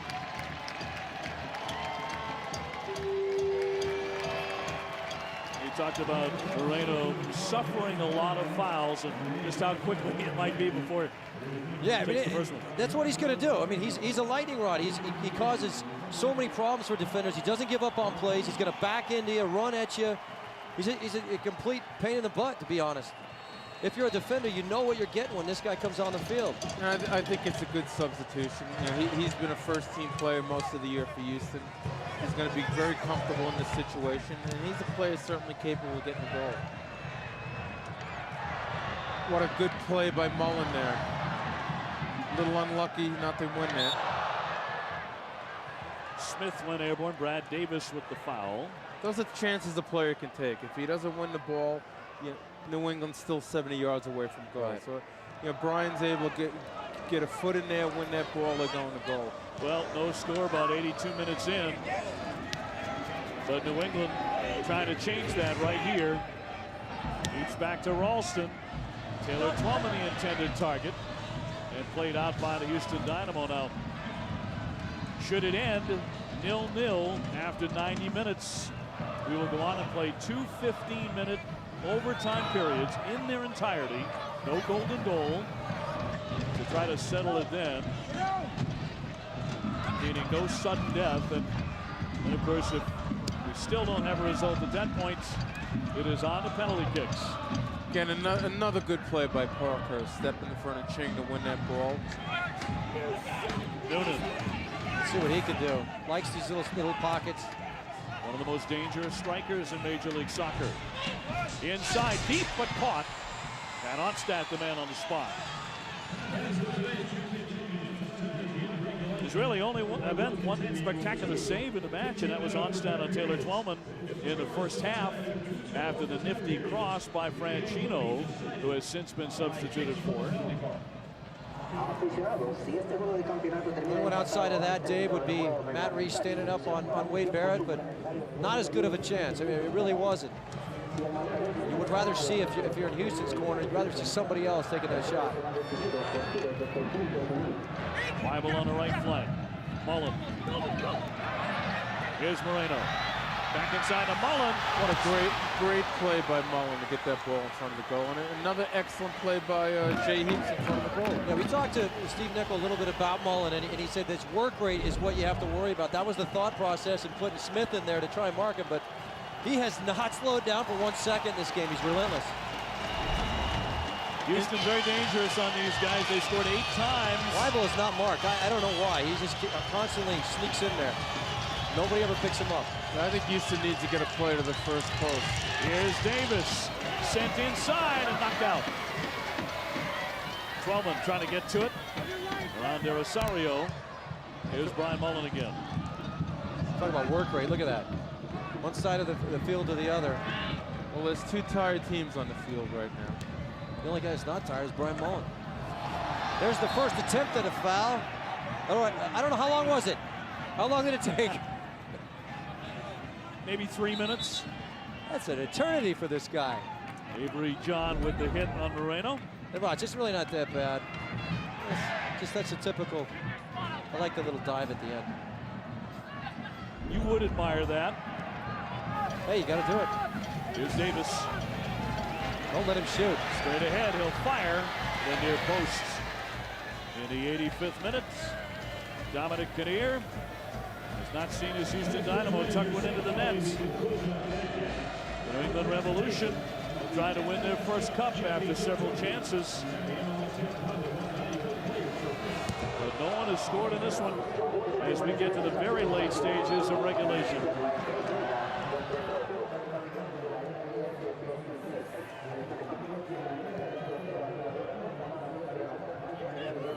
It might come down to a set piece like this. Ralston swings it deep. This one nodded into the 6 and cleared out by Houston. What a great play by Ching, I believe. Yeah.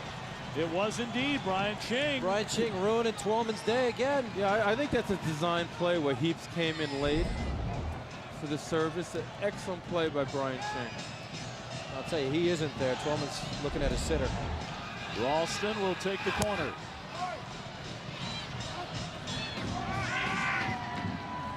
So 2 of the best goal scorers in the league are doing the job in the defensive end of the field as well.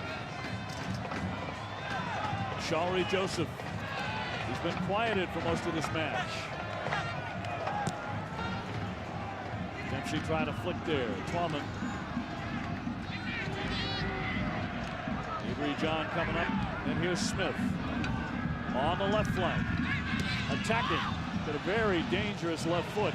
Let's go back to that sequence. Yeah, I mean, we talked about set pieces, and Bruce said this might be a set play. Look at that play by Ching.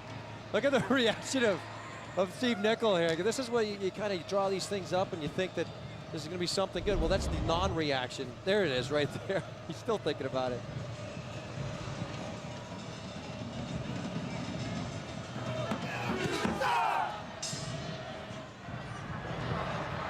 Rosario, the man to get his head on it. See, these teams are tired now. They're tired.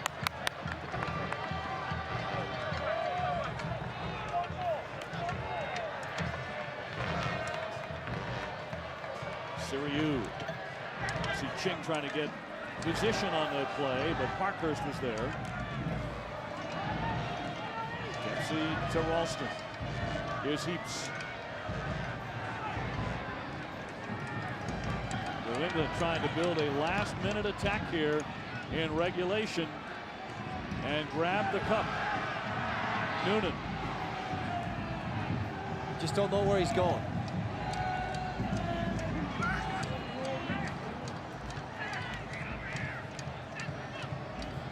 Shawry Joseph again has Smith wide. We all know where he's going. The shove there, now the cross. Good cross. Keeps coming up. Trying to keep this attack going, and down he goes. There is no whistle. No foul, and Heaps hopping mad. 3 on 3. Moreno on the far side. Cuts it back inside. Still with it.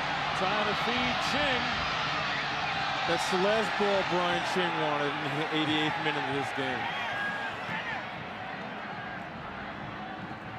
Smith goes airborne. Down he goes over the back of Mullen, but a foul committed by Brian Mullen. I think at this point, both teams just need to be smart and get into extra time. They're tired. They need to catch their breath a little bit and get reorganized.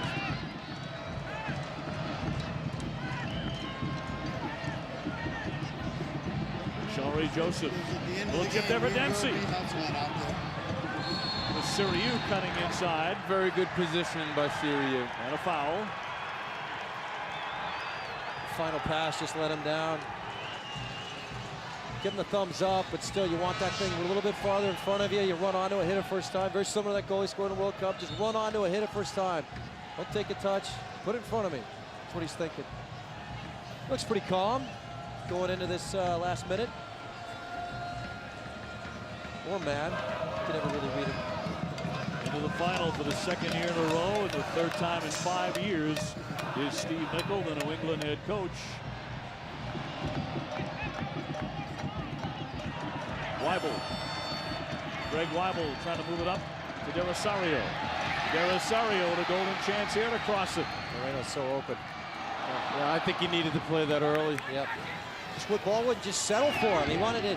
You know, when it's bouncing like that, you think about it twice. You don't want to hit it first time, end up in the stands. Boy, Dempsey and Eddie Robinson tangling up there. Dempsey got up quickly. Here's Steve Ralston. Stoppage time, 1 minute added here.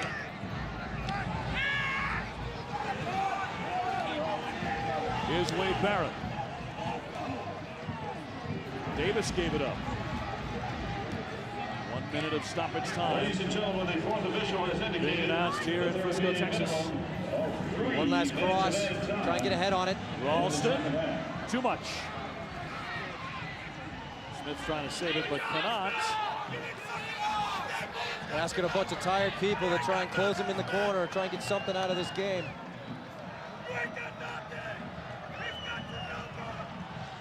Well, it looks for all the world like we are heading to overtime in the MLS Cup 2006.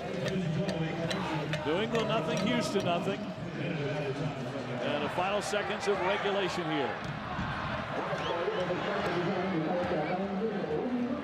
So I think both sides did indeed take Bruce Areni's advice and played it safe over the last 4 or 5 minutes. Surprised there by Moreno. Should have tried to get a foul. One last gasp here for New England. And a little additional time here. Beyond that 1 minute. It never reached Dempsey. Rosario turning on it. See if he lets it go. A trip there, not called by Shalrie Joseph. They'll continue to play. You have to wonder if he needs to look at his watch, or that was falsely reported. That was 1 minute. Yeah. That's it, finally. Closer to 2 minutes. Well, the big question. Brian Ching and Clint Dempsey, the men who went to Germany. Of course, Taylor Twellman, who did not. And we are headed for overtime. Who will come through in the clutch? We'll be back with overtime of the MLS Cup 2006 after this message and a word from our ABC stations. You're watching ESPN on ABC.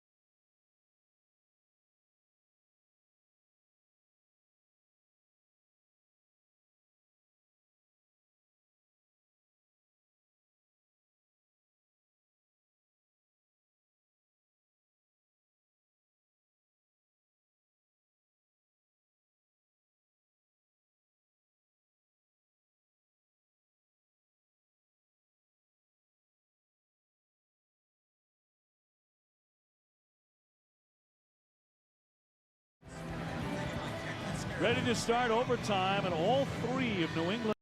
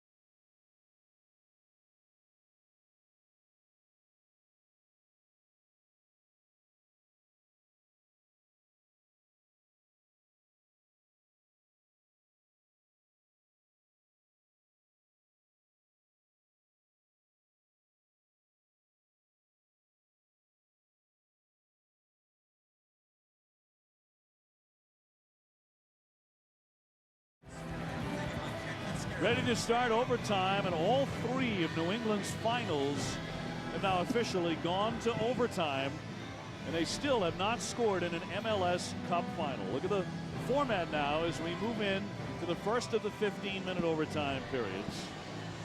And a reminder, there is no golden goal. So should Houston score, New England score right away, we're going to continue to play through to the second overtime in its entirety, the second 15-minute period. And if tied at the end, penalty kicks. Now, we're talking about Dwayne De Rosario. He knows about golden goals. We go back to 2001. The final game saw the Earthquakes win their first league title, and it was golden goal back then. And De Rosario was the hero. The same dance. Great result, but he's been in this game for a long time. He was a substitute in that match. We'll see if he can pull it off. You know, the thing that really surprises me, when you just flashed that, is that New England has gone 3 cups and not scored a goal. New England desperate to change that. Clint Dempsey brought on as a late game substitution. Brian Mullen deep into the corner. It's going to be off Mullen. Avery John, well played there. So we're starting the first of the 2 15-minute overtime periods in the MLS Cup. You know, for me, these games now at this point are about territory, and not basically possession of the ball as much as can you play on the other end of the field and pressure your opponent and see if they'll make a mistake, because both teams are physically beat. A loss of concentration is an obvious factor at this point in the game, and right now here's a free kick, and Brad Davis is a dangerous player in these situations. Now Shawry Joseph fouling Brian Ching. He's hurting, Matt. He's hurting. You can see that they're motioning to the sidelines. You know, so at this point in the game, you play for territory, you play for restarts. Left knee kind of took a little twist. I'm going to try and walk that one off. Houston does have 2 substitutions left. New England has 1. And still grimacing is Brian Ching. Can't figure out exactly what it was, but it hurt. And like Bruce said, I mean, both of these guys are going to be a test for Reese. He doesn't know. He's saying 5 for the wall, and he's decided that he's going to take up the right portion of the goal. Dero might take it. Ching's going to be a screen here, and they're going to just follow the shot to goal. De Rosario gives way. A little touch there for Davis. Oh, good. The block comes back out to Dwayne De Rosario. Going right. Firing away. That one off Shawry Joseph, and New England saves it.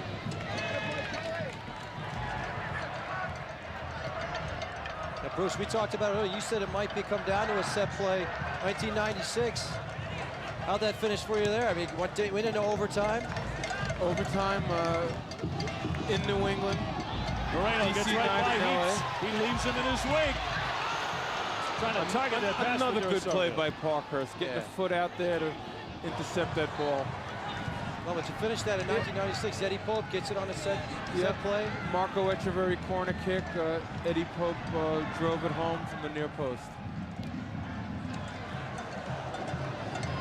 And these overtimes, teams are tired. They're going to be a little bit tentative, not too risky, and set pieces are a big part of the game. All right, let's go down to Brandy Chastain. Brandy?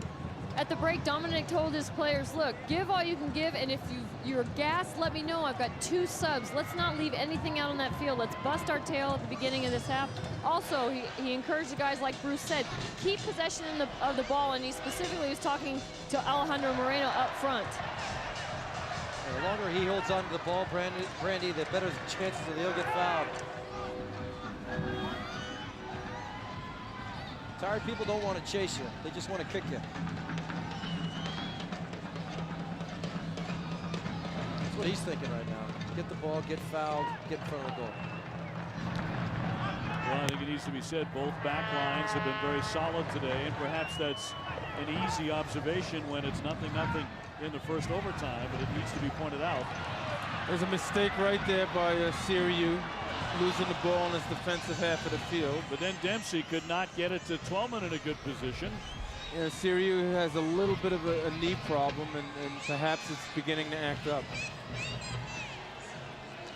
I thought there was a very good chance that his playing time would be shortened today because of that knee problem. He's had a good game, and you know, he just got caught, probably didn't get a good shout. This isn't the best result. It's a little bit too much on that pass from Dempsey. He's hobbling just a little bit. He's been out there a long time, and it's been a long season. There's Parkhurst again defending very effectively. Out wide to Barrett. Smart move there. Give it to Moreno in the corner. Moreno drawing 2 men in blue. It'll be a corner. There we go. Throw the orange bodies forward. Leave a couple guys back. Let that corner of orange go crazy.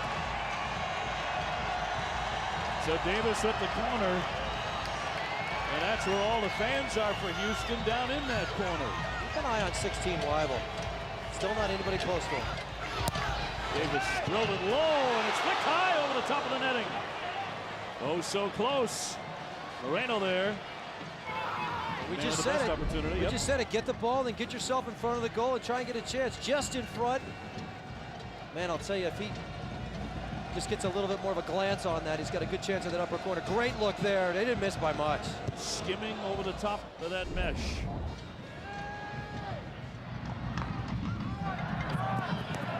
Mullen keeps it in.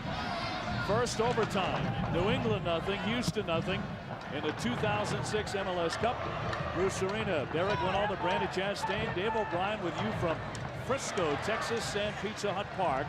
And Steve Ralston is free on the right side.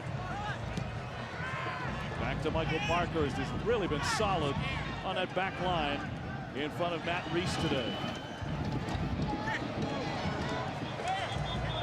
Revolution trying to build something here. Twellman knocked off his feet. A foul against Houston and Eddie Robinson.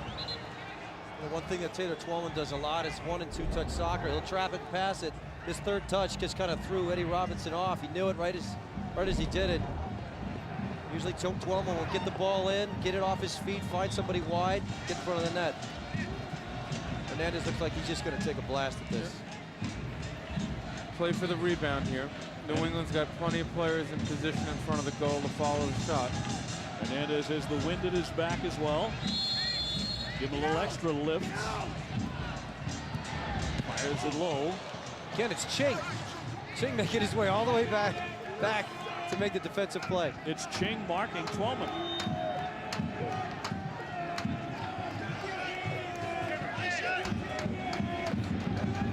Eaps and Ching this time. Well, that one out. Another corner kick. Yep. Flag up. And so the corner kick coming here in the 7th minute of the first overtime. New England with the chance. They have not scored in 3 MLS Cups. You're right. Ching went straight to Twellman. Swings out. On the line. Knotted away by the Houston Dynamo. Wade Barrett, shortest guy. I think Dempsey got his head on that one, and Wade Barrett did his job in the goal. Here's Dempsey making some contact there with Onstad. Yeah, you can't fault him on this one. You can't see the keeper coming out. They're not going to whistle anybody for a yellow card or anything. Let's take a look at that corner kick. Here's some of the traffic that you see in front of the net. It is Dempsey through the legs, Cochran, actually Mullen, and off the line by Wade Barrett, the captain, doing his job. Here's that collision we were just talking about. The ball just skimmed in there, just a little bit too far in front. Nothing you can do, and you did a really good job getting out of the way. Clint pulled out of that. Good job of getting out of the way. Yeah, he definitely did. Good athletic maneuver by Dempsey. Also saved him a yellow. Yeah.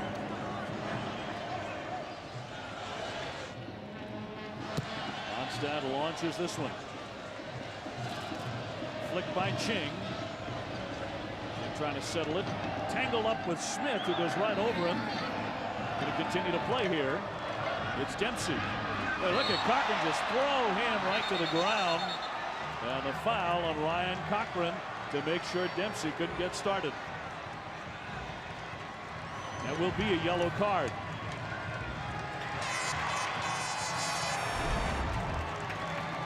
A little bit of Dempsey's skill. I mean, he's able to hold someone off. Cochran, that's an obvious foul. Give the referee credit. That's a yellow card. Again, another good game by referee here in the MLS playoffs. Excellent job to letting the players play. Jair Marufo. This one doesn't reach Taylor Twellman. Dempsey. And again, a foul, but this one will go against Clint Dempsey. As he hits Brad Davis. So the 10th minute of the overtime, the first of two 15-minute overtimes. Still 0-0. Take that one down, Brian Mullen. I mean, you see tired legs, you start making mistakes like that. Joseph ahead to Dempsey. Dempsey. This one spits off toward Twellman, but it'll roll on out. And a goal kick coming up. Clint was a little bit more alert there. He was through. Watching him run, though, Bruce, I don't think he's got his speed right now. I think he's been Yeah, a little bit hobbled. He's not 100%. There's no question about that.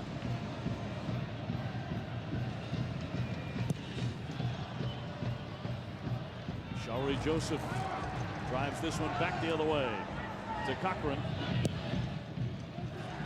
Stat will try it again. Settled by Noonan. Pat Noonan on the attack. Off to Ralston. Ralston gets to the top of the box. Trying to play a little two-man game there with Noonan. That's it for Wade Barrett. I'll tell you right now, you could tell it defending on that play, that hamstring tightened up on him. Be interesting to see if he's able to last this out or jog it off. I mean, you can see that's a lot of footwork. This stage in the game, the little 1-2 goes in hard and has to get right back up. The getting back up process is what got him. Well, the choices Houston has for Wade to be either Kelly Gray or Goldway. Looks like they're going with Kelly Gray. Yeah. Gray is up. He's taking off the warm-ups. So it'll probably be just a straight swap. They better do it quick, too. There's Moreno with a little flick, but also a whistle here. Yeah, see, there's the element of Alejandro Moreno. He's going to come in, and he is going to cause problems. Sometimes he gets the foul. Sometimes he causes the foul. But still, he's mixing it up. Dempsey to Noonan. Let's see if Noonan can get open. Ralston swings in a long cross. Noonan almost on the end of that one. Because that always happens when you get the ball in the middle of the field and you find somebody wide and your defender has basically come all the way out to track you. That's your best chance to lose him. Almost did a good job there getting on the end of that. Well, it's Ryan Cochran coming out of the game.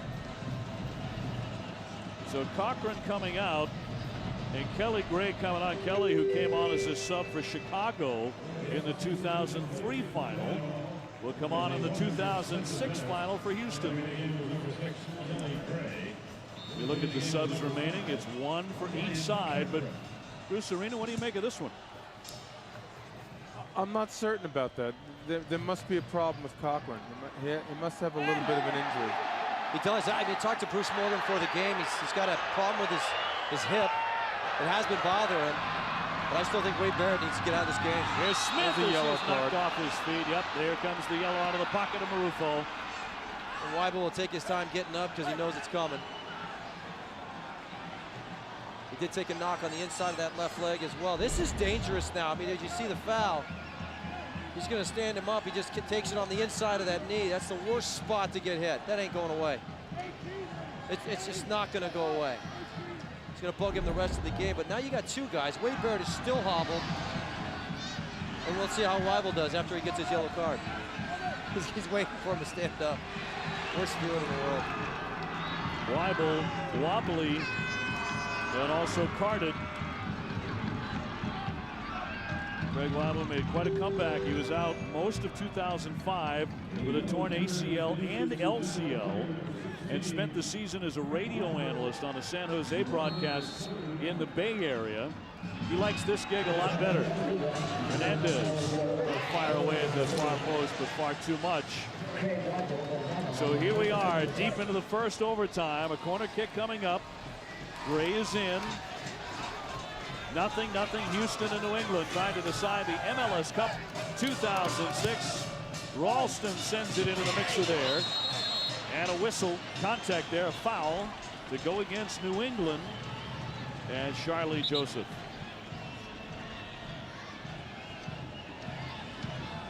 Barrett's run off his cramp, which is in your hamstring, which you never want.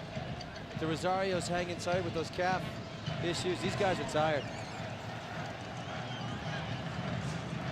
From Frisco, Texas, and Pizza Hut Park, great to have you along here.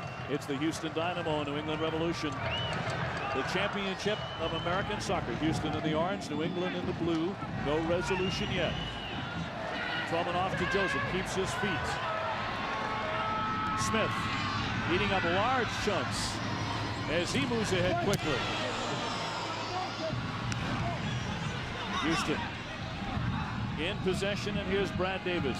It's had a very busy day with all the dead ball plays and the corner kicks. We're seeing a ton of this now down the stretch. A throw-in coming in. New England very quick to get it in. Off Dempsey. Should say off of Houston. At this point in the game, if it's possible, New England looks like the fitter team. Houston looks like they've just run out of gas. New England with a corner kick. You got to find your mark quick in these kind of plays. This could be the last play of this overtime. After this corner, I believe the referee will blow his whistle. They have added 1 minute to this overtime. Ralston with the corner. Knotted down, and here comes Onstep to cover it. Again, it's Dempsey. Out jumping his man. The fresh legs are paying dividends, and Bruce is right. That's the end of the first part. That will do it for the first overtime. So the second overtime period, again, 15 minutes coming your way in a moment. It's still Houston nothing and New England nothing in MLS Cup 2006 from Frisco, Texas.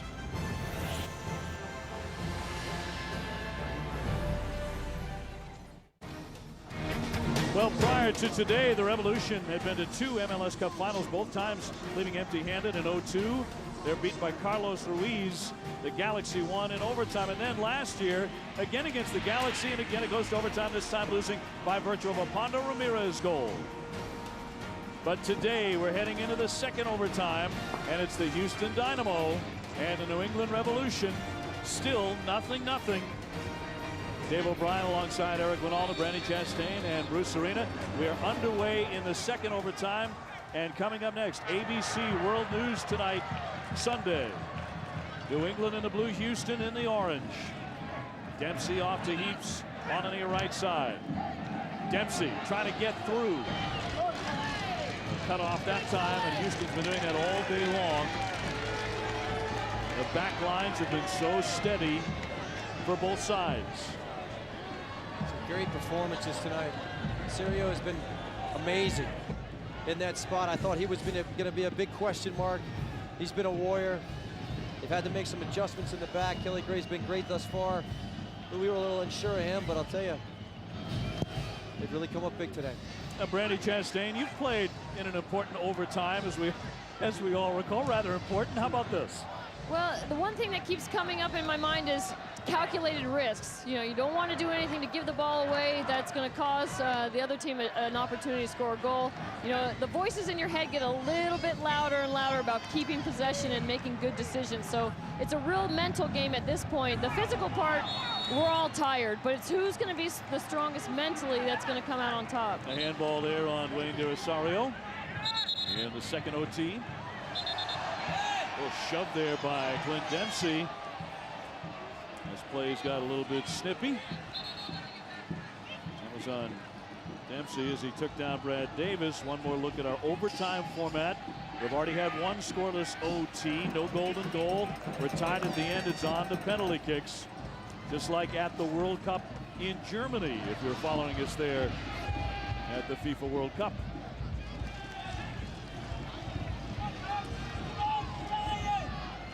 Well, I'll tell you what, the weather, you would think, behooves not the Houston fans who are getting a little impatient maybe down in the corner, but the New England Revolution, very New England-like weather here.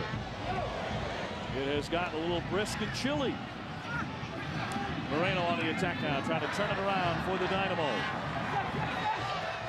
What an impressive year they have had as he takes a hard hit from Dempsey. Clint Dempsey has shown up since entering this match. The only question mark is how long he'll last. Seems all right to me. To let Moreno know he's there.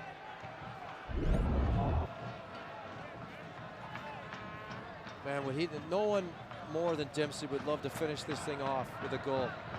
Texas native. You know his whole family's here. Man out of Nacogdoches, who of course has drawn so much interest from a European club or two. Davis trying to swing it in. Opportunity knocking now. Here's De Rosario blasting, and it's deflected by Shawry Joseph. Well, you could see Dwayne De Rosario thinking about that since last Tuesday as he approached this one. Brad Davis with a corner kick coming up. So often in these games, this is the way they decided. Right now. On a restart, corner kick. Right. Loss of concentration, a little bit of fatigue. Weibel has been a big target, wearing number 16 in orange and white. I think Houston's got to get a play to the first post. And it keeps in and up with that back post. I mean, no one seems to figure that out, that everybody misses. New England's cutting off all of these crosses. They've got to get a play in front of Dempsey or Ralston. Brad Davis had 11 assists during the regular season, second most in MLS. He sends it in. It was Avery John getting to it first. Popped it straight up. Reese was trying to reach it. Dempsey trying to settle it. A lot of pushing and shoving there to go against Houston and Moreno. I think that's a makeup call for the obstruction on Reese there by Ching.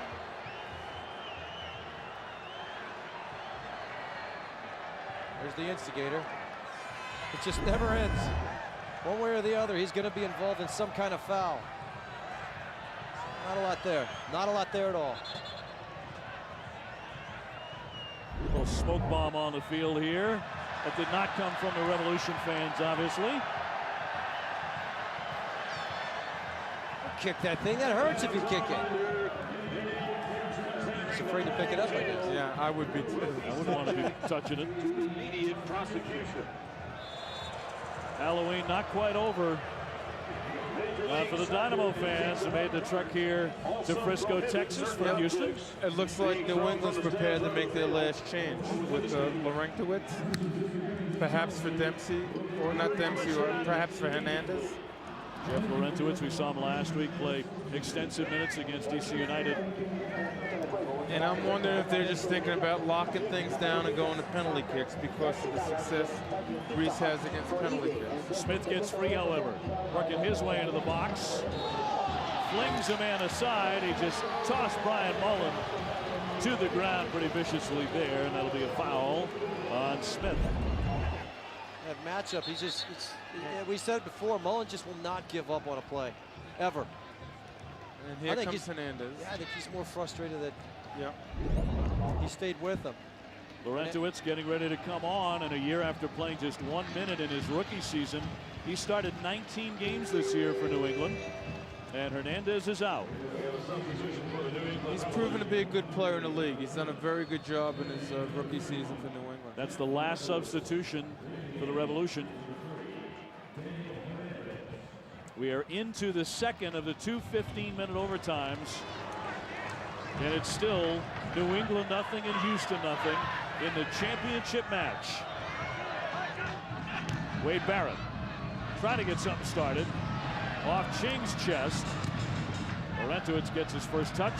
Here's Taylor Twellman. Knocked down. Push from behind, and down he goes. Pushed by Eddie Robinson. We said it before, defenders don't want to chase you. They're just going to kick you at this point. Well, does it come down to a mistake, or will it come down to penalty kicks? Heaps. Davis went for him and missed him. That one's going to roll, and a nice diving effort there by Onstad. Deflection by Dwayne De Rosario. And the crowd knew how important that was. That if you don't have the hustle out of him, and that's a corner kick. That's how these games are decided. Well, here's a guy who wishes he was involved in the fray. Ricardo Clark unable to go for Houston. A big loss for them in the championship match because of a suspension. Here comes Smith again. Man, he eats up chunks of real estate in a hurry. Here's Taylor Twellman. His shot into the goal. He what a great scores it. finish. Great finish.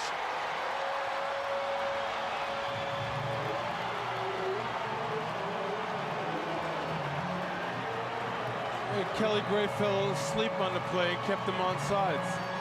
That's a long way to go when you're tired. You just ran 120 yards. after a goal just to celebrate with your little corner of blue shirts right in front of the orange shirts. Let's take a look at it. What a great pass. Great first touch. That's not his best foot, but he knows how to find the corner. Nothing Onstad can really do. The nutmeg and the goal.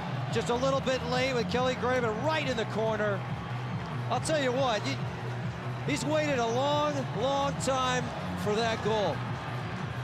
He's been in a couple finals. He's never found the net. He thought that New England would never get a goal. Look who it is, Taylor Twellman. And there's the bench reaction. Unbelievable. Steve Nicol and the New England Revolution finally into the back of the net after 346 minutes in the final. Here's Ching with the flick. Oh, he ties it! What a great goal! What a Great goal! We're tied 1-1 in the second overtime. Boy, the storyline before the game was about Ching and Twellman, and they have responded. Goodness gracious. Unbelievable. We've been waiting all day, and here in the second overtime, a flurry of goals to tie it 1-1. That's the old saying, man. When you go down a goal, or you go up a goal, that's when you're the most vulnerable. Who would have thought that that would have happened? A little deflection, Ching in the right spot, nothing Reese can do, right in the corner. Yeah, New England loses their concentration. They're still celebrating their goal. I'll tell you what, you can't storyline that any better. Unbelievable. Don't give up on the Houston Dynamo, man. Unbelievable. That's the lesson learned the hard way. Brian Mullen with a spectacular cross there. And Ching stuck it into the nets. Noonan fighting ferociously into the corner. Stuart Holden is in for Houston. In for Siriu. What a turn of events. Oh, man. As Taylor Twellman made it 1-0 for just a matter of seconds before Ching, in the 114th minute, scores his 4th playoff goal and ties it for the Houston Dynamo as New England fell asleep. I'll tell you, that guy can't believe it. He was sitting on the game winner for all of 20 seconds. Let's take a look at this one. Just comes right in the right spot. It's just a classic, typical goal. Reese can do nothing about it. You know, Bruce said before, I mean, he thought that maybe Ching is a more classic forward. He's going to get those kind of goals. He scored the kind of goal you expect. Twellman's goal wasn't the kind of goal you really expect from him.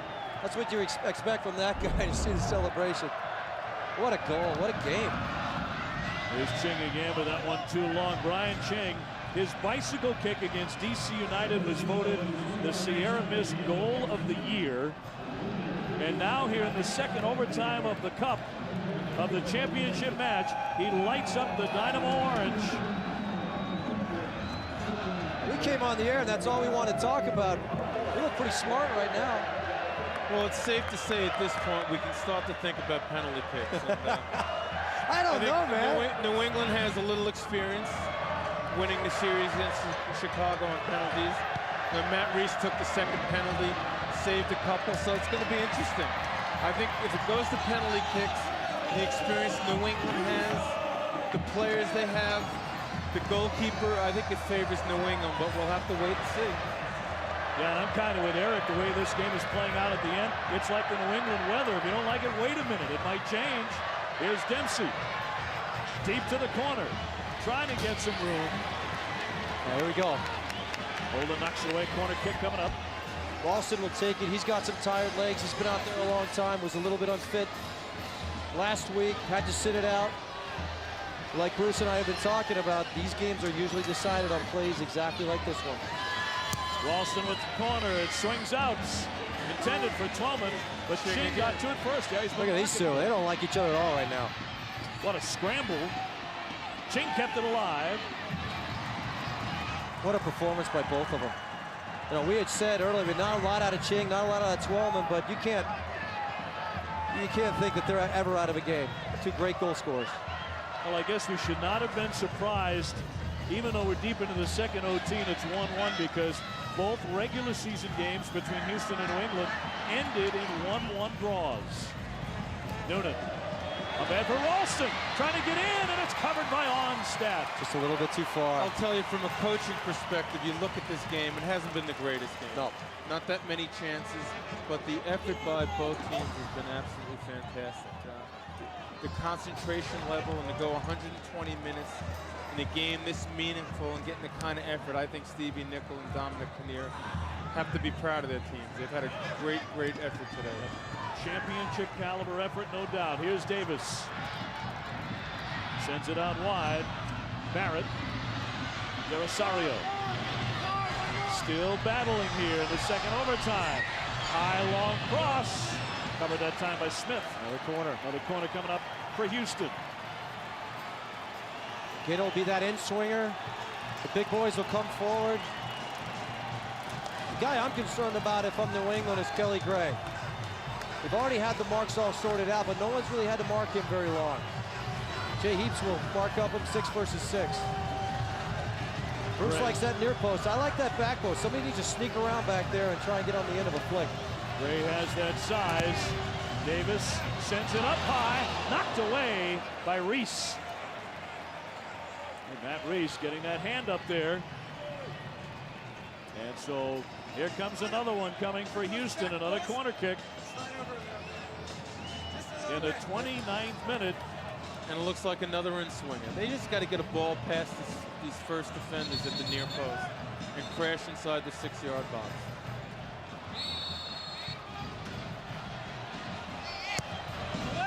Swings inside. Ching took a pretty good hit there.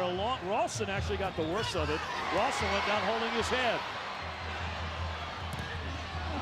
Another deflection. Another corner. Twellman looks like he's going to try and walk this one off. Closing seconds of the second overtime. What a battle this has been. There will be no shortage of ice in Frisco, Texas tonight. Last gasp here. Boys have a lot of lumps from today's game. Brad Davis. Deadly with the left foot. It swings in.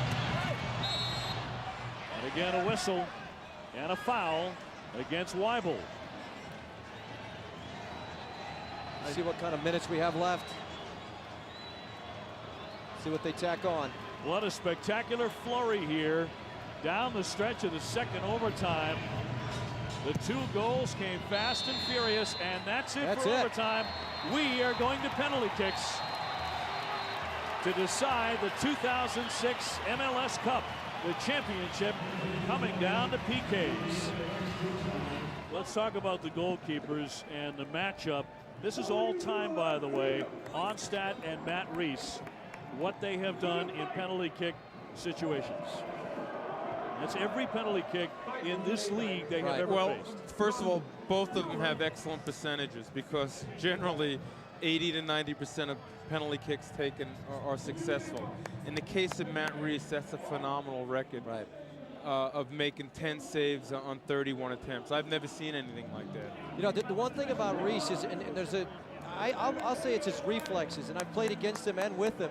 One of the things that he will do, different than most goalkeepers, is wait until the very last second, watch that plant foot, and see where and make his decision then, and he does have that kind of ability. And he's going to take one for sure, you know it. Well, he's very good at that as well. And it'll be interesting to see what kind of liberties that the referees allow the goalkeepers to take today on these penalty kicks. That's very true, Bruce. I'll tell you, I mean, this is back 2004, and then just a couple weeks back. Loves to take penalty kicks, has that kind of confidence, a cool customer in these kind of situations. Well, goalkeepers are permitted to move side to side in the goal, but they're not permitted to step off their line. Right. It'll be interesting to see how restrictive the referee is in this situation.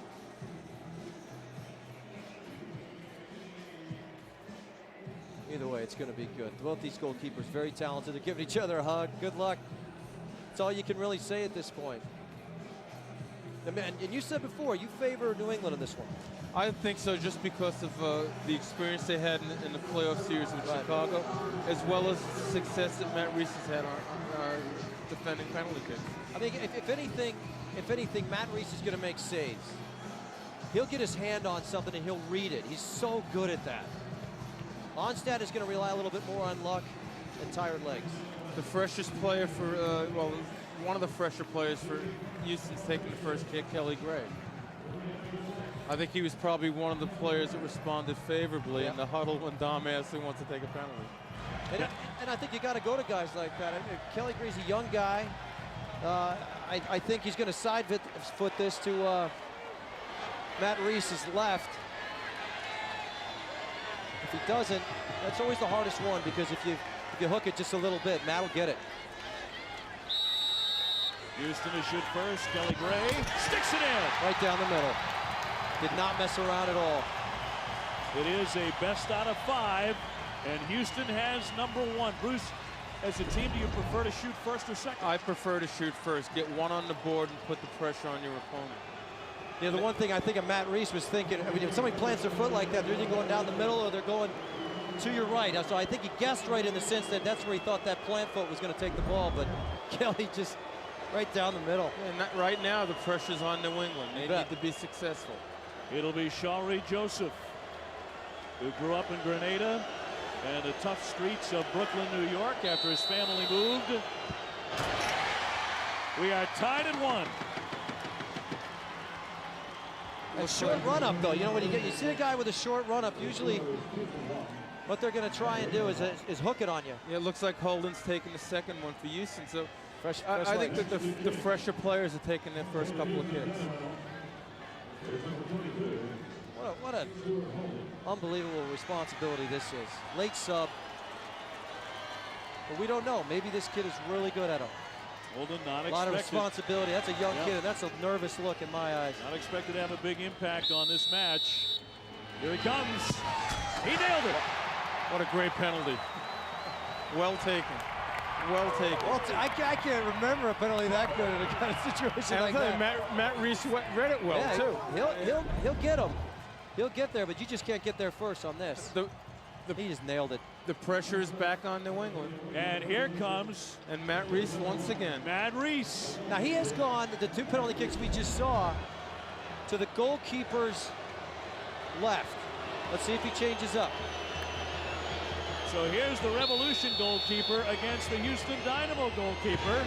And he nails it into the upper corner. Great penalty. Great penalty. What can you say about that? I mean, he doesn't even smile. He doesn't even react. Well, he'll smile for him. Nick will smile for him, but what a great penalty. Rosario next for Houston. Look at this. You can't put it any better than that. Excellent. Excellent. Stone cold, man. Unbelievable. Yeah, on the line and right in the penalty spot. Here's Dwayne De Rosario now. He's already missed one in the playoffs. The last one he took, he missed. That's in his mind right now. Yeah, I have a lot of confidence in this player. He's a pretty cool customer. Matt Reese will probably save it. Into the corner. He did not get it. De Rosario does. I'm finally right, Eric. You're finally right. I finally beat you in one thing here. The only person that got beat on this one was Reese. I'll tell you, look, he almost gets there again. So good on the read. You never see him guess wrong, it seems. 3-2 Houston. Great penalty. All of these have been good. And that's the hardest part as one of these guys taking it. Watching these kind of pressure situations, nobody's missed yet, and they've all been great. Here's Pat Noonan. Ah! He did not get it. There it is. I tell you, I thought Onstad distracted him, really. He made himself big. He guessed the right way, and Pat was a little hesitant. Yeah, well, you know it right about just before you hit it that he's guessed right, so you try and get cute and go high. Right about there, he knew it, said, I better go high, and he scuffed it just a bit. Didn't miss by much. Horrible feeling. Well, here's a player one would suspect is going to go with power. Right. To drive this ball as hard as he can hit it. Last one he hit, he hooked it. Matt Reese knows that. To Matt Reese's left. Brad Davis. Saved by Reese. He comes up huge again. I tell you, there's a lot of character with the players on the field tonight. They are not quitting. The last one he took, he went to the goalkeeper's left. He changed it up. It's all about the plant foot. See that plant foot? Matt Reese read that one all the way. Knew it. Watch the confidence and the little fist bump when it's over. Yeah, he knew what he was doing. Knew where he was going the whole time.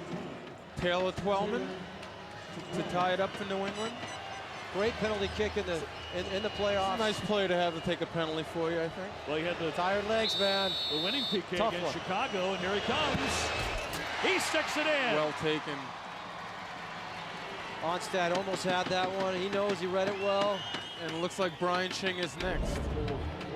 Let's see how close he came. Great pen. Tied up 3-3 in PKs. Ching and Twellman have been cover boys for this game, haven't they? I mean, last time it was Twellman first. Ching responded. He's got a chance to do it again. I really think that Matt Reese is due to make another save. Here's He gets Ching. right every time except for the first one. Ching, who tied it in the second overtime at 1. Little stutter stepping down and by him. Matt got a piece of it. He You did. could feel it. You could hear it.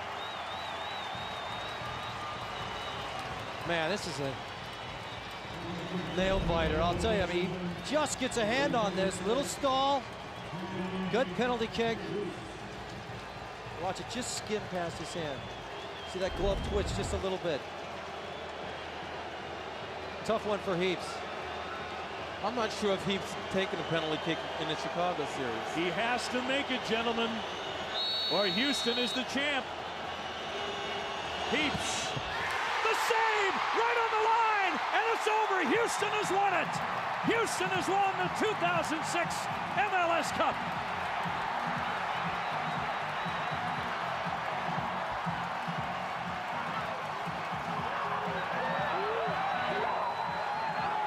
In the record books, Houston's the champion of MLS, but you need to give New England credit. This was a great game today. 2 even teams. Pat Onstad denies Jay Heaps. And the Sea of Orange goes wild. Tell you what, unbelievable game. So Brian Ching is the Honda most valuable player. He scores the goal in overtime that eventually